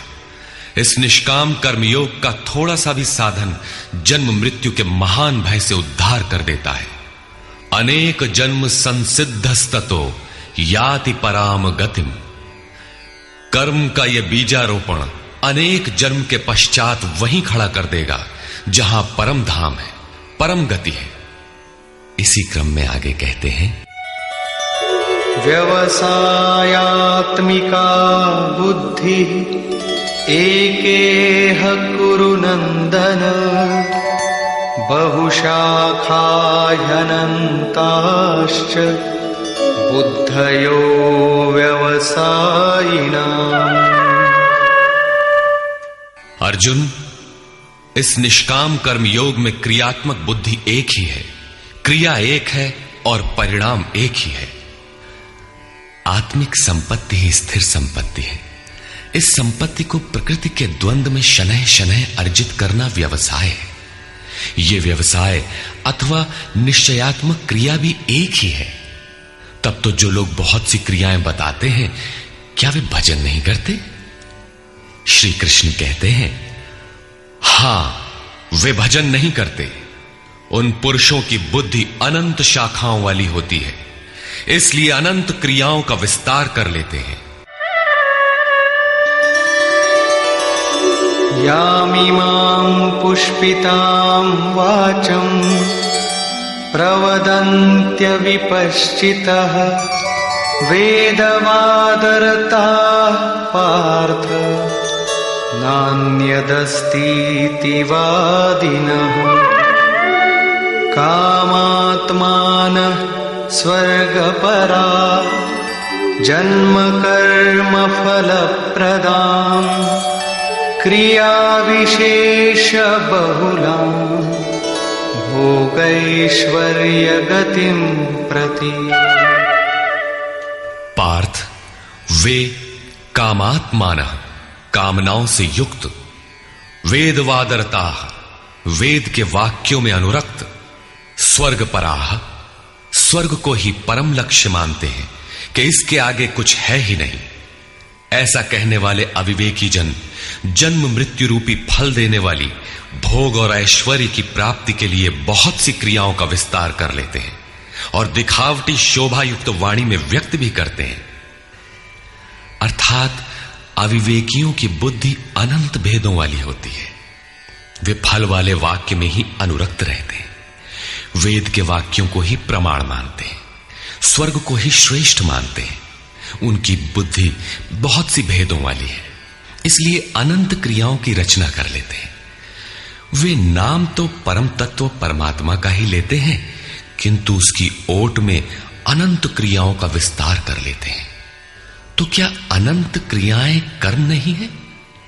श्री कृष्ण कहते हैं, नहीं, अनंत क्रियाएं कर्म नहीं है। तो वो एक निश्चित क्रिया है क्या? श्री कृष्ण अभी ये नहीं बताते। अभी तो केवल इतना कहते हैं कि अविवेकियों की बुद्धि अनंत शाखाओं वाली होती है, इसलिए वे अनंत क्रियाओं का विस्तार कर लेते हैं। वे केवल विस्तार ही नहीं करते, अपितु आलंकारिक शैली में उसे व्यक्त भी करते हैं। उसका प्रभाव क्या होता है? भोगैश्वर्य प्रसक्तानां तया परितचेतसां व्यवसायात्मिका बुद्धि समाधौ न विधीयते। उनकी वाणी की छाप जिन जिन के चित्त पर पड़ जाती है अर्जुन, उनकी भी बुद्धि नष्ट हो जाती है, न कि वे कुछ पाते हैं। उस वाणी द्वारा हरे हुए चित्त वालों के और भोग ऐश्वर्य में आसक्ति वाले पुरुषों के अंतःकरण में क्रियात्मक बुद्धि नहीं रह जाती। इष्ट में समाधिस्थ करने वाली निश्चयात्मक क्रिया उनमें नहीं होती। ऐसे अविवेकियों की वाणी सुनता कौन है? भोग और ऐश्वर्य में आसक्ति वाले ही सुनते हैं, अधिकारी नहीं सुनता। ऐसे पुरुषों में सम और आदि तत्व में प्रवेश दिलाने वाली निश्चयात्मक क्रिया से संयुक्त बुद्धि नहीं होती। प्रश्न उठता है कि वेद वादरता, जो वेद के वचनों में अनुरक्त हैं, क्या वे भी भूल करते हैं? इस पर श्री कृष्ण कहते हैं, त्रैगुण्य विषया वेदा निस्त्रैगुण्यो भवार्जुन निर्द्वन्द्वो नित्यसत्त्वस्थो निर्योगक्षेम आत्मवान्। अर्जुन, त्रैगुण्य विषया वेदा, वेद तीनों गुणों तक ही प्रकाश करते हैं, इसके आगे का हाल वे नहीं जानते। इसलिए निस्त्रय गुण्यो भव अर्जुन, अर्जुन तू तीनों गुणों से ऊपर उठ, अर्थात वेदों के कार्य क्षेत्र से आगे बढ़। कैसे बढ़ा जाए? इस पर श्री कृष्ण कहते हैं, निर्द्वंद्वः, सुख दुख के द्वंद्वों से रहित, नित्य सत्य वस्तु में स्थित और योग क्षेम को न चाहता हुआ आत्मपरायण हो। इस प्रकार ऊपर उठ। प्रश्न उठता है कि हम ही उठें या कोई वेदों से ऊपर उठा भी है? श्री कृष्ण बताते हैं कि आगे जो भी उठता है ब्रह्म को जानता है, और जो ब्रह्म को जानता है वो विप्र है। यावानर्थ उदपाने सर्वतः संप्लुतोदके तावान् सर्वेषु वेदेषु ब्राह्मणस्य विजानतः। सब ओर से परिपूर्ण जलाशय को प्राप्त होने पर मनुष्य का छोटे जलाशय से जितना प्रयोजन रहता है, अच्छी प्रकार ब्रह्म को जानने वाले ब्राह्मण का वेदों से उतना ही प्रयोजन रहता है। तात्पर्य यह है कि जो वेदों से ऊपर उठता है वो ब्रह्म को जानता है, वही ब्राह्मण है। अर्थात तू वेदों से ऊपर उठ, ब्राह्मण बन। अर्जुन क्षत्रिय था। श्री कृष्ण कहते हैं कि ब्राह्मण बन। ब्राह्मण, क्षत्रिय इत्यादि वर्ण स्वभाव की क्षमताओं के नाम है। ये कर्म प्रधान है, न कि जन्म से निर्धारित होने वाली कोई रूढ़ी। जिसे गंगा की धारा प्राप्त है उसे क्षुद्र जलाशय से क्या प्रयोजन। कोई उसमें शौच लेता है तो कोई पशुओं को नहला देता है, इसके आगे कोई उपयोग नहीं है। इसी प्रकार ब्रह्म को साक्षात जानने वाले उस विप्र महापुरुष का, उस ब्राह्मण का वेदों से उतना ही प्रयोजन रह जाता है। प्रयोजन रहता अवश्य है, वेद रहते हैं क्योंकि पीछे वालों के लिए उनका उपयोग है। वहीं से चर्चा आरंभ होगी। इसके उपरांत योगेश्वर श्री कृष्ण कर्म करते समय की जाने वाली सावधानियों का प्रतिपादन करते हैं। कर्मण्येवाधिकारस्ते मा फलेषु कदाचन मा कर्मफलहेतुर्भुर्मा ते संगोस्त्वकर्मणि। कर्म करने में ही तेरा अधिकार हो, फल में कभी नहीं। ऐसा समझ के फल है ही नहीं। फल की वासना वाला भी मत हो और कर्म करने में तेरी अश्रद्धा भी ना हो। अब तक योगेश्वर श्री कृष्ण ने 39वें श्लोक में पहली बार कर्म का नाम लिया, किंतु यह नहीं बताया कि वो कर्म है क्या और उसे करे कैसे। उस कर्म की विशेषताओं पर प्रकाश डाला कि अर्जुन, इस कर्म द्वारा तू कर्मों के बंधन से अच्छी प्रकार छूट जाएगा। अर्जुन, इसमें आरंभ का अर्थात बीज का नाश नहीं है। आरंभ कर दे तो प्रकृति के पास कोई उपाय नहीं कि उसे नष्ट कर दे। अर्जुन, इसमें सीमित फल रूपी दोष भी नहीं है कि स्वर्ग रिद्धियों सिद्धियों में फंसाकर खड़ा कर दे। अर्जुन, इस कर्म का थोड़ा भी साधन जन्म मरण के भय से उद्धार कराने वाला होता है। किंतु अभी तक उन्होंने यह नहीं बताया कि वो कर्म है क्या, किया कैसे जाए। इसी अध्याय के 41वें श्लोक में उन्होंने बताया, अर्जुन, इसमें निश्चयात्मक बुद्धि एक ही है, क्रिया एक ही है। तो क्या बहुत सी क्रिया वाले भजन नहीं करते? श्री कृष्ण कहते हैं, वे कर्म नहीं करते। इसका कारण बताते हुए कहते हैं कि अविवेकियों की बुद्धि अनंत शाखा वाली होती है, इसलिए वे अनंत क्रियाओं का विस्तार कर लेते हैं। वे दिखावटी शोभा युक्त वाणी में इन क्रियाओं को व्यक्त भी करते हैं। उनकी वाणी की छाप जिनके चित्त पर पड़ जाती है, उनकी भी बुद्धि नष्ट हो जाती है। अतः निश्चयात्मक क्रिया एक ही है। लेकिन यह नहीं बताया कि वो क्रिया कौन सी है। 47वें श्लोक में उन्होंने कहा, अर्जुन, कर्म करने में ही तेरा अधिकार है, फल में कभी नहीं। फल की वासना वाला भी मत हो और कर्म करने में तेरी अश्रद्धा ना हो। अर्थात निरंतर करने के लिए उसी में लीन होकर करें। किंतु यह नहीं बताया कि वो कर्म है क्या। प्रायः इस श्लोक का उद्धरण देकर लोग कहते हैं कि कुछ भी करो, केवल फल की कामना मत करो, हो गया निष्काम कर्म योग। किंतु अभी तक श्री कृष्ण ने बताया ही नहीं कि कर्म है कौन सा जिसे करें। यहां पर केवल कर्म की विशेषताओं पर प्रकाश डाला कि कर्म देता क्या है और कर्म को करते समय बरती जाने वाली सावधानियां क्या हैं, उन पर प्रकाश डाला। प्रश्न ज्यों का त्यों बना हुआ है, जिसे योगेश्वर आगे अध्याय 3-4 में स्पष्ट करेंगे। पुनः इसी पर बल देते हैं। योगस्थः कुरु कर्माणि संगं त्यक्त्वा धनंजय सिद्ध्य सिद्ध्योः समो भूत्वा समत्वं योग उच्यते। धनंजय, आसक्ति और संग दोष को त्याग कर सिद्धि और असिद्धि में समान भाव रखकर योग में स्थित होकर कर्म कर। कौन सा कर्म? निष्काम कर्म कर। समत्वम योग उच्यते। ये समत्व भाव ही योग कहलाता है। विषमता जिसमें ना हो, ऐसा भाव समत्व कहलाता है। रिद्धियां सिद्धियां विषम बनाती है, आसक्ति हमें विषम बनाती है, फल की इच्छा विषमता पैदा करती है। इसीलिए फल की वासना न हो, फिर भी कर्म करने में अश्रद्धा ना हो। देखी सुनी सभी वस्तुओं में आसक्ति का त्याग करके प्राप्ति और अप्राप्ति के विषय में न सोचकर केवल योग में स्थित रहते हुए कर्म कर। योग से चित्त चलायमान ना हो। योग एक पराकाष्ठा की स्थिति है और एक प्रारंभ की स्थिति भी होती है। प्रारंभ में भी हमारी दृष्टि लक्ष्य पर ही रहनी चाहिए। अतः योग पर दृष्टि रखते हुए कर्म का आचरण करना चाहिए। समत्व भाव अर्थात सिद्धि और असिद्धि में समभाव ही योग कहलाता है।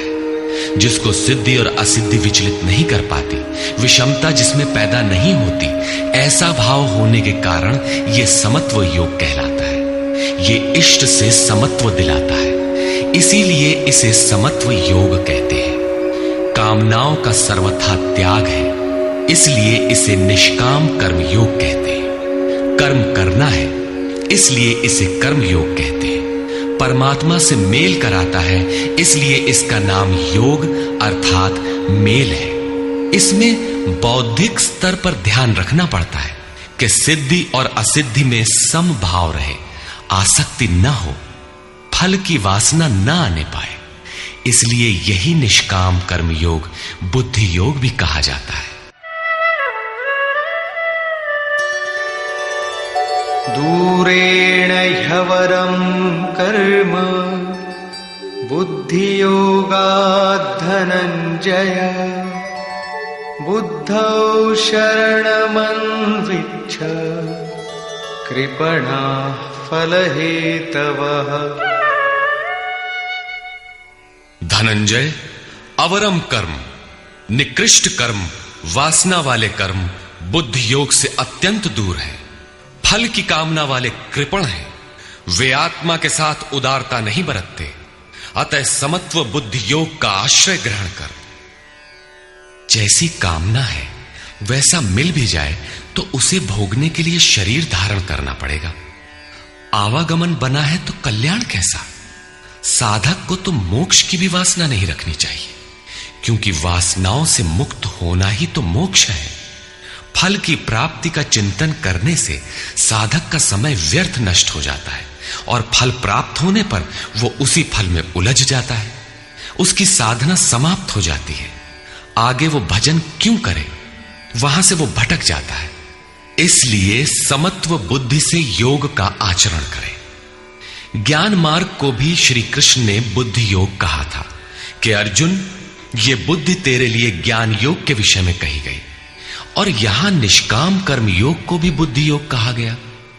वस्तुतः दोनों में बुद्धि का दृष्टिकोण का ही अंतर है। उसमें लाभ हानि का रिकॉर्ड रखकर उसे जांच कर चलना पड़ता है।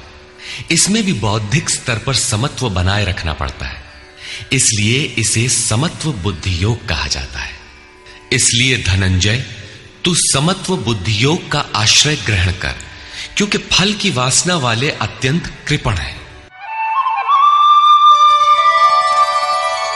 बुद्धि युक्तो जहातीह उभे सुकृत दुष्कृते तस्माद्योगाय युज्यस्व योगः कर्मसु कौशलम्।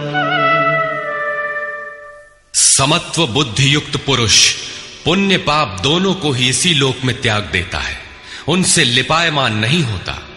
इसलिए समत्व बुद्धि योग के लिए चेष्टा कर। योगः कर्मसु कौशलम, समत्व बुद्धि के साथ कर्मों का आचरण कौशल ही योग है। संसार में कर्म करने के दो दृष्टिकोण प्रचलित हैं। लोग कर्म करते हैं तो उसका फल भी अवश्य चाहते हैं, या फल न मिले तो कर्म करना ही नहीं चाहते। किंतु योगेश्वर श्री कृष्ण इन कर्मों को बंधनकारी बताते हुए आराधना को एकमात्र कर्म मानते हैं। इस अध्याय में उन्होंने कर्म का नाम मात्र लिया। अध्याय 3 के 9वें श्लोक में उसकी परिभाषा दी और चौथे अध्याय में कर्म के स्वरूप पर विस्तार से प्रकाश डाला। प्रस्तुत श्लोक में श्री कृष्ण ने सांसारिक परंपरा से हटकर कर्म करने की कला बताई कि कर्म तो करो, श्रद्धापूर्वक करो, किंतु फल के अधिकार को स्वेच्छा से छोड़ दो। फल जाएगा कहां?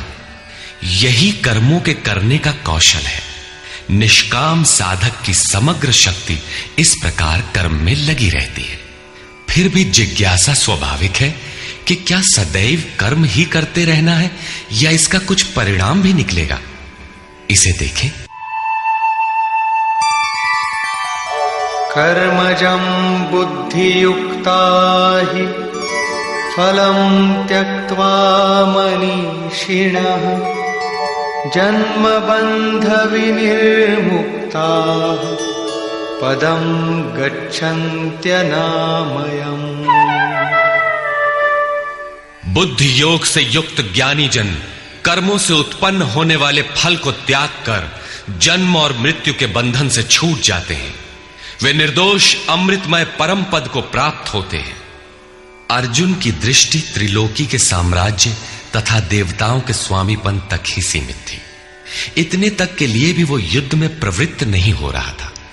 यहां श्री कृष्ण उसे नवीन तथ्य उद्घाटित करते हैं कि आसक्ति रहित कर्म द्वारा अनामय पद प्राप्त होता है। निष्काम कर्म योग परम पद को दिलाता है, जहां मृत्यु का प्रवेश नहीं है। इस कर्म में प्रवृत्ति कब होगी? यदा ते मोह कलिलं बुद्धिर्व्यतितरिष्यति तदा गन्तासि निर्वेदं श्रोतव्यस्य श्रुतस्य च। जिस काल में तेरी साधक की बुद्धि मोह रूपी दलदल को पूर्णतः पार कर लेगी, लेश मात्र भी मोह न रह जाए, उस समय जो सुनने योग्य है उसे तू सुन सकेगा और सुने हुए के अनुसार वैराग्य को प्राप्त हो सकेगा, अर्थात उसे आचरण में ढाल सकेगा। अभी तो जो सुनने लायक है उसे न तो तू सुन पाया है और आचरण का तो प्रश्न ही नहीं खड़ा होता। इसी योग्यता पर पुनः प्रकाश डालते हैं। श्रुति विप्रतिपन्ना ते यदा स्थास्यति निश्चला समाधावचला बुद्धि तदा योगमवाप्स्यसि। अनेक प्रकार के वेद वाक्यों को सुनकर विचलित हुई तेरी बुद्धि जब परमात्म स्वरूप में समाधिस्थ होकर अचल स्थिर ठहर जाएगी, तब तू समत्व योग को प्राप्त होगा, पूर्ण समस्थिति को प्राप्त करेगा, जिसे अनामय परम पद कहते हैं। यही योग की पराकाष्ठा है और यही अप्राप्त की प्राप्ति है। वेदों से तो शिक्षा ही मिलती है, किंतु श्री कृष्ण कहते हैं श्रुति विप्रतिपन्ना। श्रुतियों के अनेक सिद्धांतों को सुनने से बुद्धि विचलित हो जाती है। सिद्धांत तो अनेकों सुने, लेकिन जो सुनने योग्य है लोग उससे दूर ही रहते हैं। ये विचलित बुद्धि जिस समय समाधि में स्थिर हो जाएगी, तब तू योग की पराकाष्ठा अमृत पद को प्राप्त करेगा। इस पर अर्जुन की उत्कंठा स्वाभाविक थी कि वे महापुरुष कैसे होते हैं जो अनामय परम पद में स्थित हैं। समाधि में जिनकी बुद्धि स्थिर है, उसने प्रश्न किया। अर्जुन उवाच।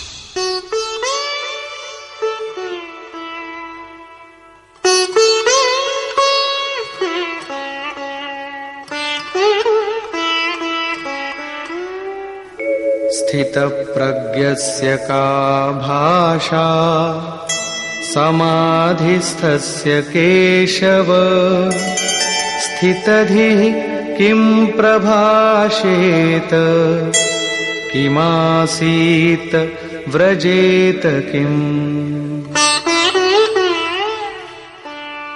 समाधीयते चित्तम यस्मिन् स आत्मा एव समाधिः। जिसमें चित्त का समाधान किया जाए वो आत्मा ही समाधि है। अनादि तत्व में जो समत्व प्राप्त कर ले उसे समाधिस्थ कहते हैं। अर्जुन ने पूछा, केशव, समाधिस्थ स्थिर बुद्धि वाले महापुरुष के क्या लक्षण हैं? स्थित प्रज्ञ पुरुष कैसे बोलता है, वो कैसे बैठता है, वो कैसे चलता है? 4 प्रश्न अर्जुन ने किए। इस पर भगवान श्री कृष्ण ने स्थित प्रज्ञ के लक्षण बताते हुए कहा। श्री भगवान उवाच।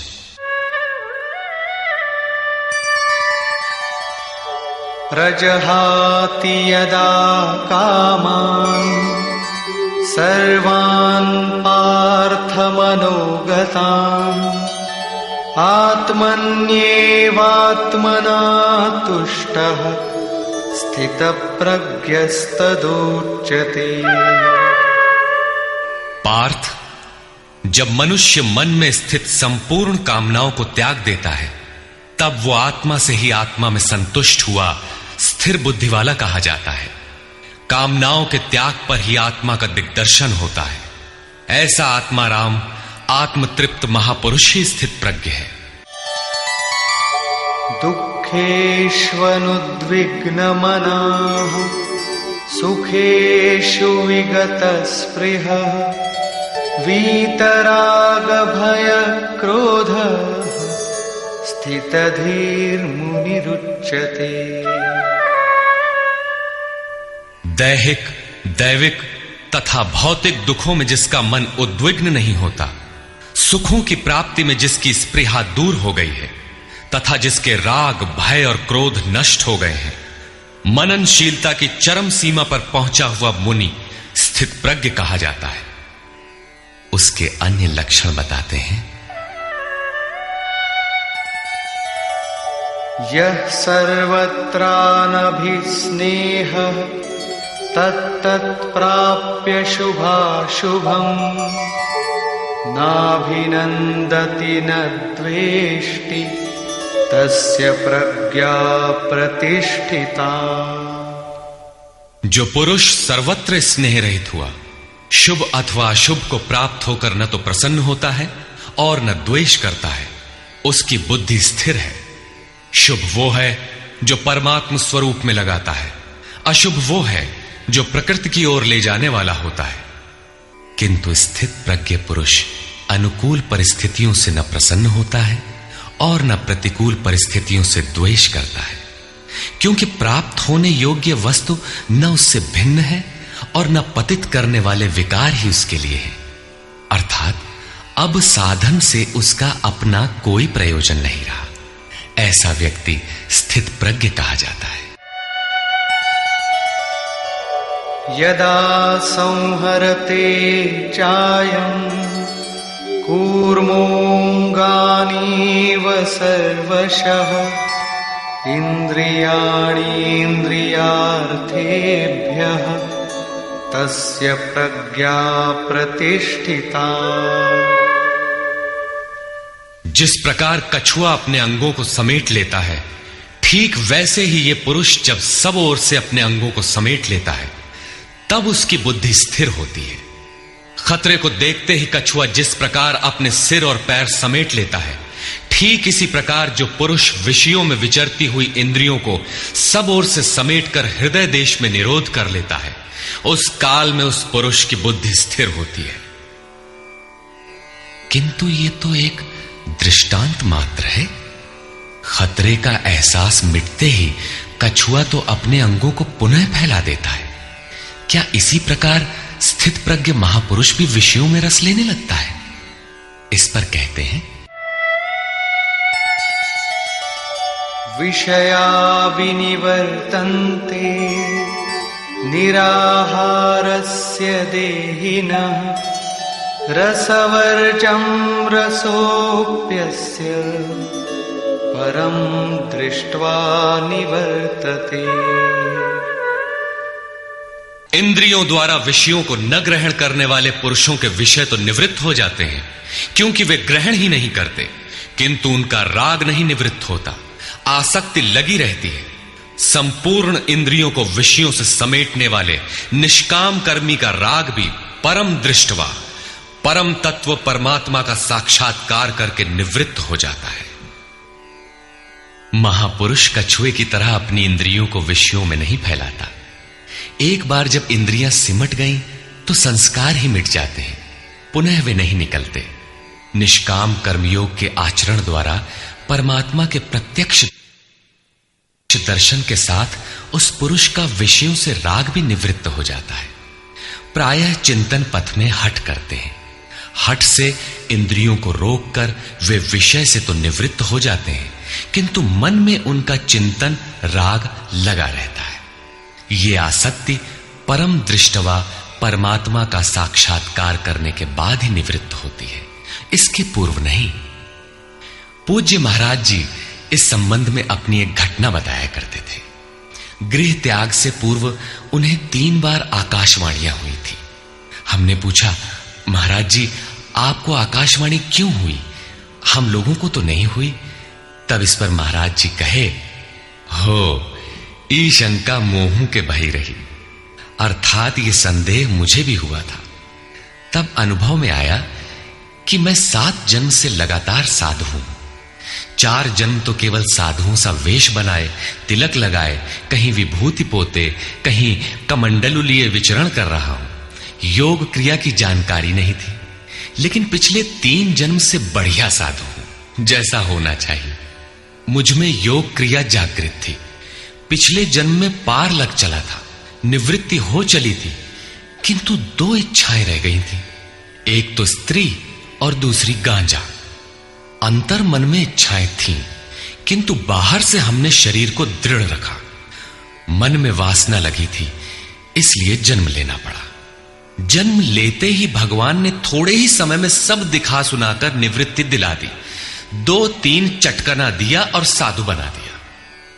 ठीक यही बात श्री कृष्ण कहते हैं कि इंद्रियों द्वारा विषयों को न ग्रहण करने वाले पुरुष के भी विषय तो निवृत्त हो जाते हैं, किंतु साधना द्वारा परम पुरुष परमात्मा का साक्षात्कार कर लेने पर वो विषयों के राग से भी निवृत्त हो जाता है। अतः जब तक साक्षात्कार न हो कर्म करना है। इंद्रियों को विषयों से समेटना कठिन है। इस पर प्रकाश डालते हैं, यततो ह्यपि कौन्तेय पुरुषस्य विपश्चितः इंद्रियाणि प्रमाथीनि हरन्ति प्रसभं मनः। कौन्तेय, प्रयत्न करने वाले मेधावी पुरुष की प्रमथनशील इंद्रियां उसके मन को बलात् हर लेती हैं, विचलित कर देती हैं।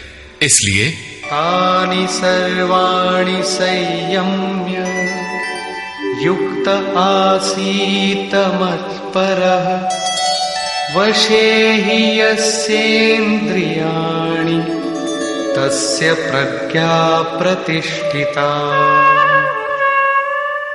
उन संपूर्ण इंद्रियों को संयत करके योग से युक्त और समर्पण के साथ मेरे आश्रित हो, क्योंकि जिस पुरुष की इंद्रियां वश में होती हैं उसी की बुद्धि स्थिर होती है। यहां योगेश्वर श्री कृष्ण साधन के निषेधात्मक अवयवों के साथ उसके विधेयात्मक पहलू पर जोर देते हैं। केवल संयम और निषेध से इंद्रियां वश में नहीं होती। समर्पण के साथ इष्ट चिंतन अनिवार्य है। इष्ट चिंतन के अभाव में विषय चिंतन होगा, जिसके कुपरिणाम श्री कृष्ण के ही शब्दों में देखें।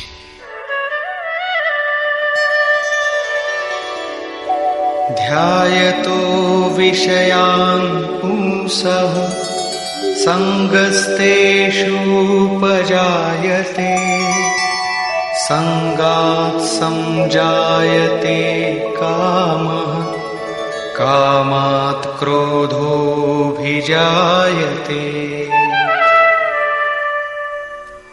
विषयों का चिंतन करने वाले पुरुष की उन विषयों में आसक्ति हो जाती है। आसक्ति से कामना उत्पन्न होती है। कामना पूर्ति में व्यवधान आने से क्रोध उत्पन्न होता है। क्रोध किसे जन्म देता है?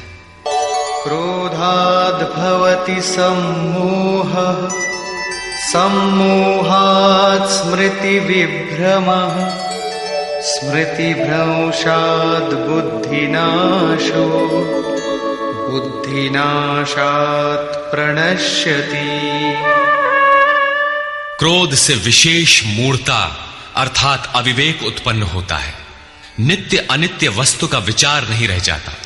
अविवेक से स्मरण शक्ति भ्रमित हो जाती है, जैसा अर्जुन को हुआ था। भ्रमतीव च मे मनः। गीता के समापन पर उसने कहा, नष्टो मोह स्मृतिर्लब्धा। क्या करें क्या न करें इसका निर्णय नहीं हो पाता। स्मृति भ्रमित होने से योग परायण बुद्धि नष्ट हो जाती है और बुद्धि नाश होने से ये पुरुष अपने श्रेय साधन से च्युत हो जाता है। यहां श्री कृष्ण ने बल दिया है कि विषयों का चिंतन नहीं करना चाहिए। साधक को नाम रूप लीला और धाम में ही कहीं लगे रहना चाहिए। भजन में ढील देने पर मन विषयों में जाएगा। विषयों के चिंतन से आसक्ति हो जाती है। आसक्ति से उस विषय की कामना साधक के अंतर मन में होने लगती है। कामना की पूर्ति में व्यवधान होने पर क्रोध, क्रोध से अविवेक, अविवेक से स्मृति भ्रम और स्मृति भ्रम से बुद्धि नष्ट हो जाती है। निष्काम कर्म योग को बुद्धि योग कहा जाता है, क्योंकि बुद्धि स्तर पर इसमें विचार रखना चाहिए कि कामनाएं न आने पाए। फल है ही नहीं। कामना आने से यह बुद्धि योग नष्ट हो जाता है। साधन करिय विचारहीन मन शुद्ध होए नहीं तैसे। विचार आवश्यक है। विचार शून्य पुरुष श्रेय साधन से नीचे गिर जाता है। साधन क्रम टूट जाता है, सर्वथा नष्ट नहीं होता। भोग के पश्चात साधन वहीं से पुनः आरंभ होता है जहां अवरुद्ध हुआ था। ये तो विषयाभिमुख साधक की गति है। स्वाधीन अंतःकरण वाला साधक किस गति को प्राप्त होता है? इस पर श्री कृष्ण कहते हैं, रागद्वेष वियुक्तैस्तु विषयानीन्द्रियैश्चरन् आत्मवश्यैर्विधेयात्मा प्रसादमधिगच्छति। आत्मा की विधि को प्राप्त प्रत्यक्षदर्शी महापुरुष राग द्वेष से रहित वश में की हुई अपनी इंद्रियों द्वारा विषयान चरण, विषयों में विचरता हुआ भी प्रसाद मधिगच्छति, अंतःकरण की निर्मलता को प्राप्त होता है। वो अपनी भाव दृष्टि में रहता है। महापुरुष के लिए विधि निषेध नहीं रह जाते। उसके लिए कहीं अशुभ नहीं रहता जिससे वो बचाव करे, तथा उसके लिए कोई शुभ शेष नहीं रह जाता जिसकी वो कामना करे।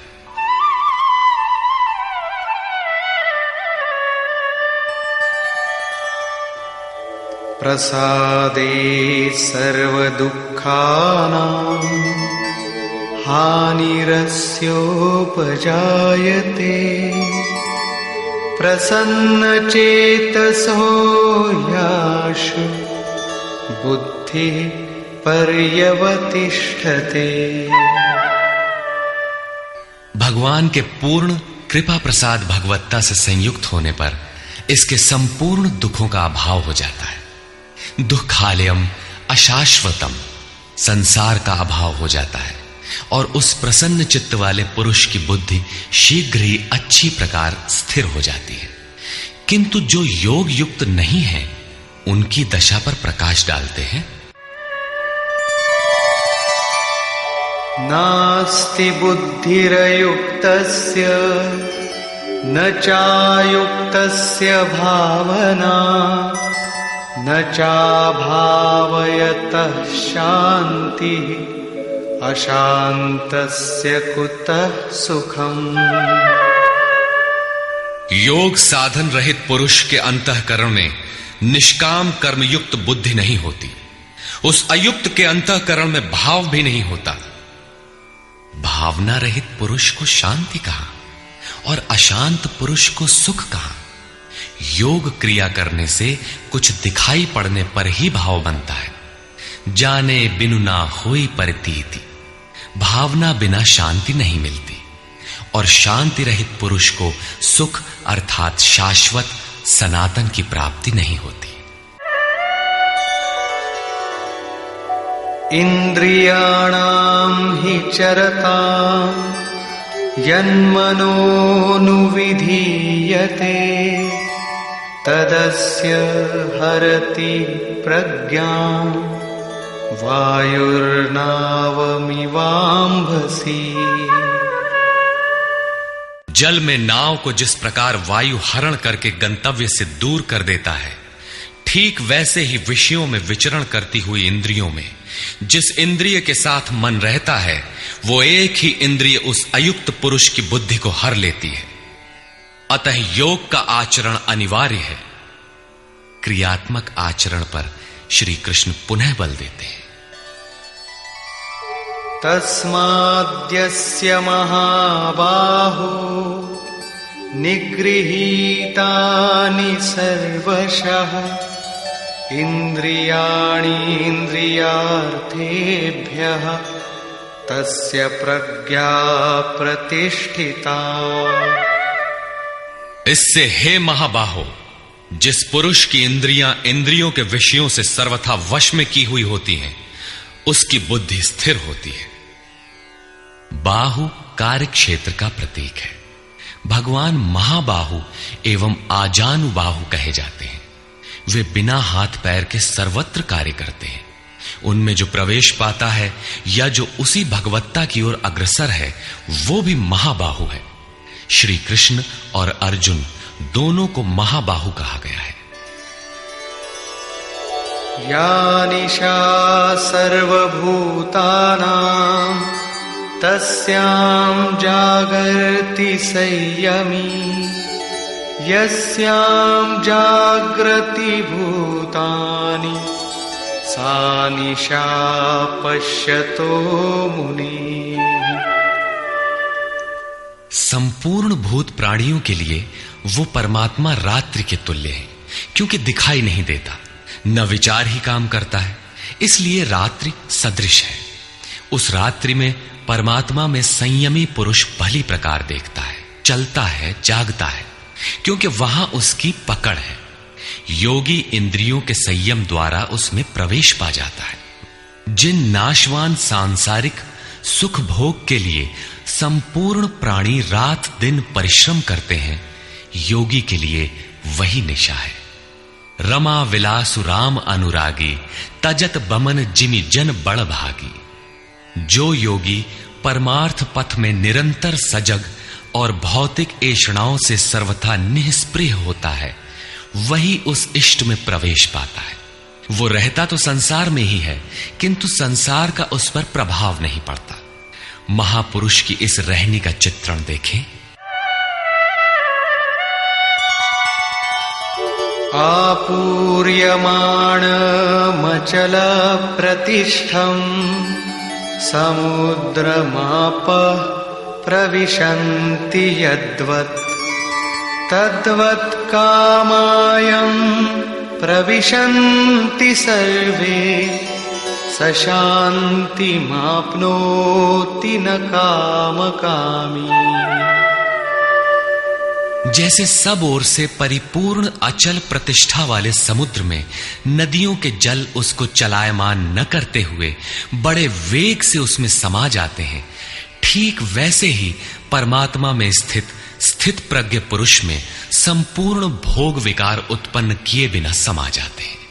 ऐसा पुरुष परम शांति को प्राप्त होता है, न कि भोगों को चाहने वाला। भयंकर वेग से बहने वाली सहस्त्रों नदियों के स्रोत फसल को नष्ट करते हुए, हत्याएं करते हुए, नगरों को डुबाते हुए, हाहाकार मचाते हुए बड़े वेग से समुद्र में गिरते हैं, किंतु समुद्र को न 1 इंच ऊपर उठा पाते हैं और न गिरा ही पाते हैं, बल्कि उसी में समाहित हो जाते हैं। ठीक इसी प्रकार स्थित प्रज्ञ महापुरुष के प्रति संपूर्ण भोग उतने ही वेग से आते हैं, किंतु समाहित हो जाते हैं। उन महापुरुषों में न शुभ संस्कार डाल पाते हैं न अशुभ। योगी के कर्म अशुक्ल और अकृष्ण होते हैं, क्योंकि जिस चित्त पर संस्कार पड़ते हैं उसका निरोध और विलीनीकरण हो गया। इसके साथ ही भगवत्ता की स्थिति आ गई। अब संस्कार पड़े भी तो कहां? इस एक ही श्लोक में श्री कृष्ण ने अर्जुन के कई प्रश्नों का समाधान कर दिया। उसकी जिज्ञासा थी कि स्थित प्रज्ञ महापुरुष के लक्षण क्या है, वो कैसे बोलता है, कैसे बैठता है, कैसे चलता है। श्री कृष्ण ने एक ही शब्द में उत्तर दिया कि वे समुद्रवत होते हैं। उनके लिए विधि निषेध नहीं होता कि ऐसे बैठो और ऐसे चलो। वे ही परम शांति को प्राप्त होते हैं, क्योंकि वे संयमी हैं। भोगों की कामना वाला शांति नहीं पाता। इसी पर पुनः बल देते हैं,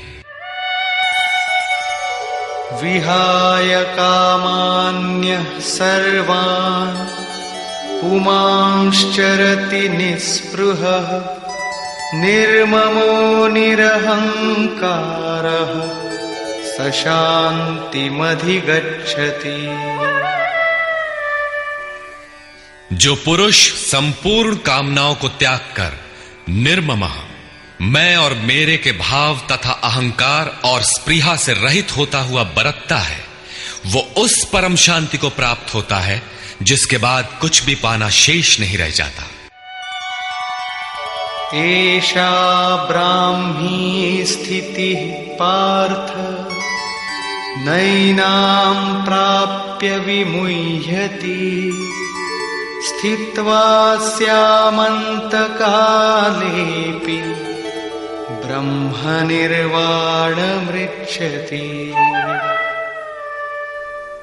पार्थ, उपर्युक्त स्थिति ब्रह्म को प्राप्त हुए पुरुष की स्थिति है। समुद्रवत उन महापुरुषों में विषय नदियों की तरह समा जाते हैं। वे पूर्ण संयमी और प्रत्यक्षता परमात्मदर्शी हैं। केवल अहम ब्रह्मास्मि पढ़ लेने या रट लेने से यह स्थिति नहीं मिलती। साधन करके ही इस ब्रह्म की स्थिति को पाया जाता है। ऐसा महापुरुष ब्रह्म निष्ठा में स्थित रहते हुए शरीर के अंत काल में भी ब्रह्मानंद को ही प्राप्त होता है। निष्कर्ष, प्रायः कुछ लोग कहते हैं कि दूसरे अध्याय में गीता पूर्ण हो गई, किंतु यदि केवल कर्म का नाम मात्र लेने से कर्म पूरा हो जाता हो तब तो गीता का समापन माना जा सकता है। इस अध्याय में योगेश्वर श्री कृष्ण ने यही बताया कि अर्जुन, निष्काम कर्म योग के विषय में सुन, जिसे जानकर तू संसार बंधन से छूट जाएगा। कर्म करने में तेरा अधिकार है, फल में कभी नहीं। कर्म करने में तेरी अश्रद्धा भी ना हो।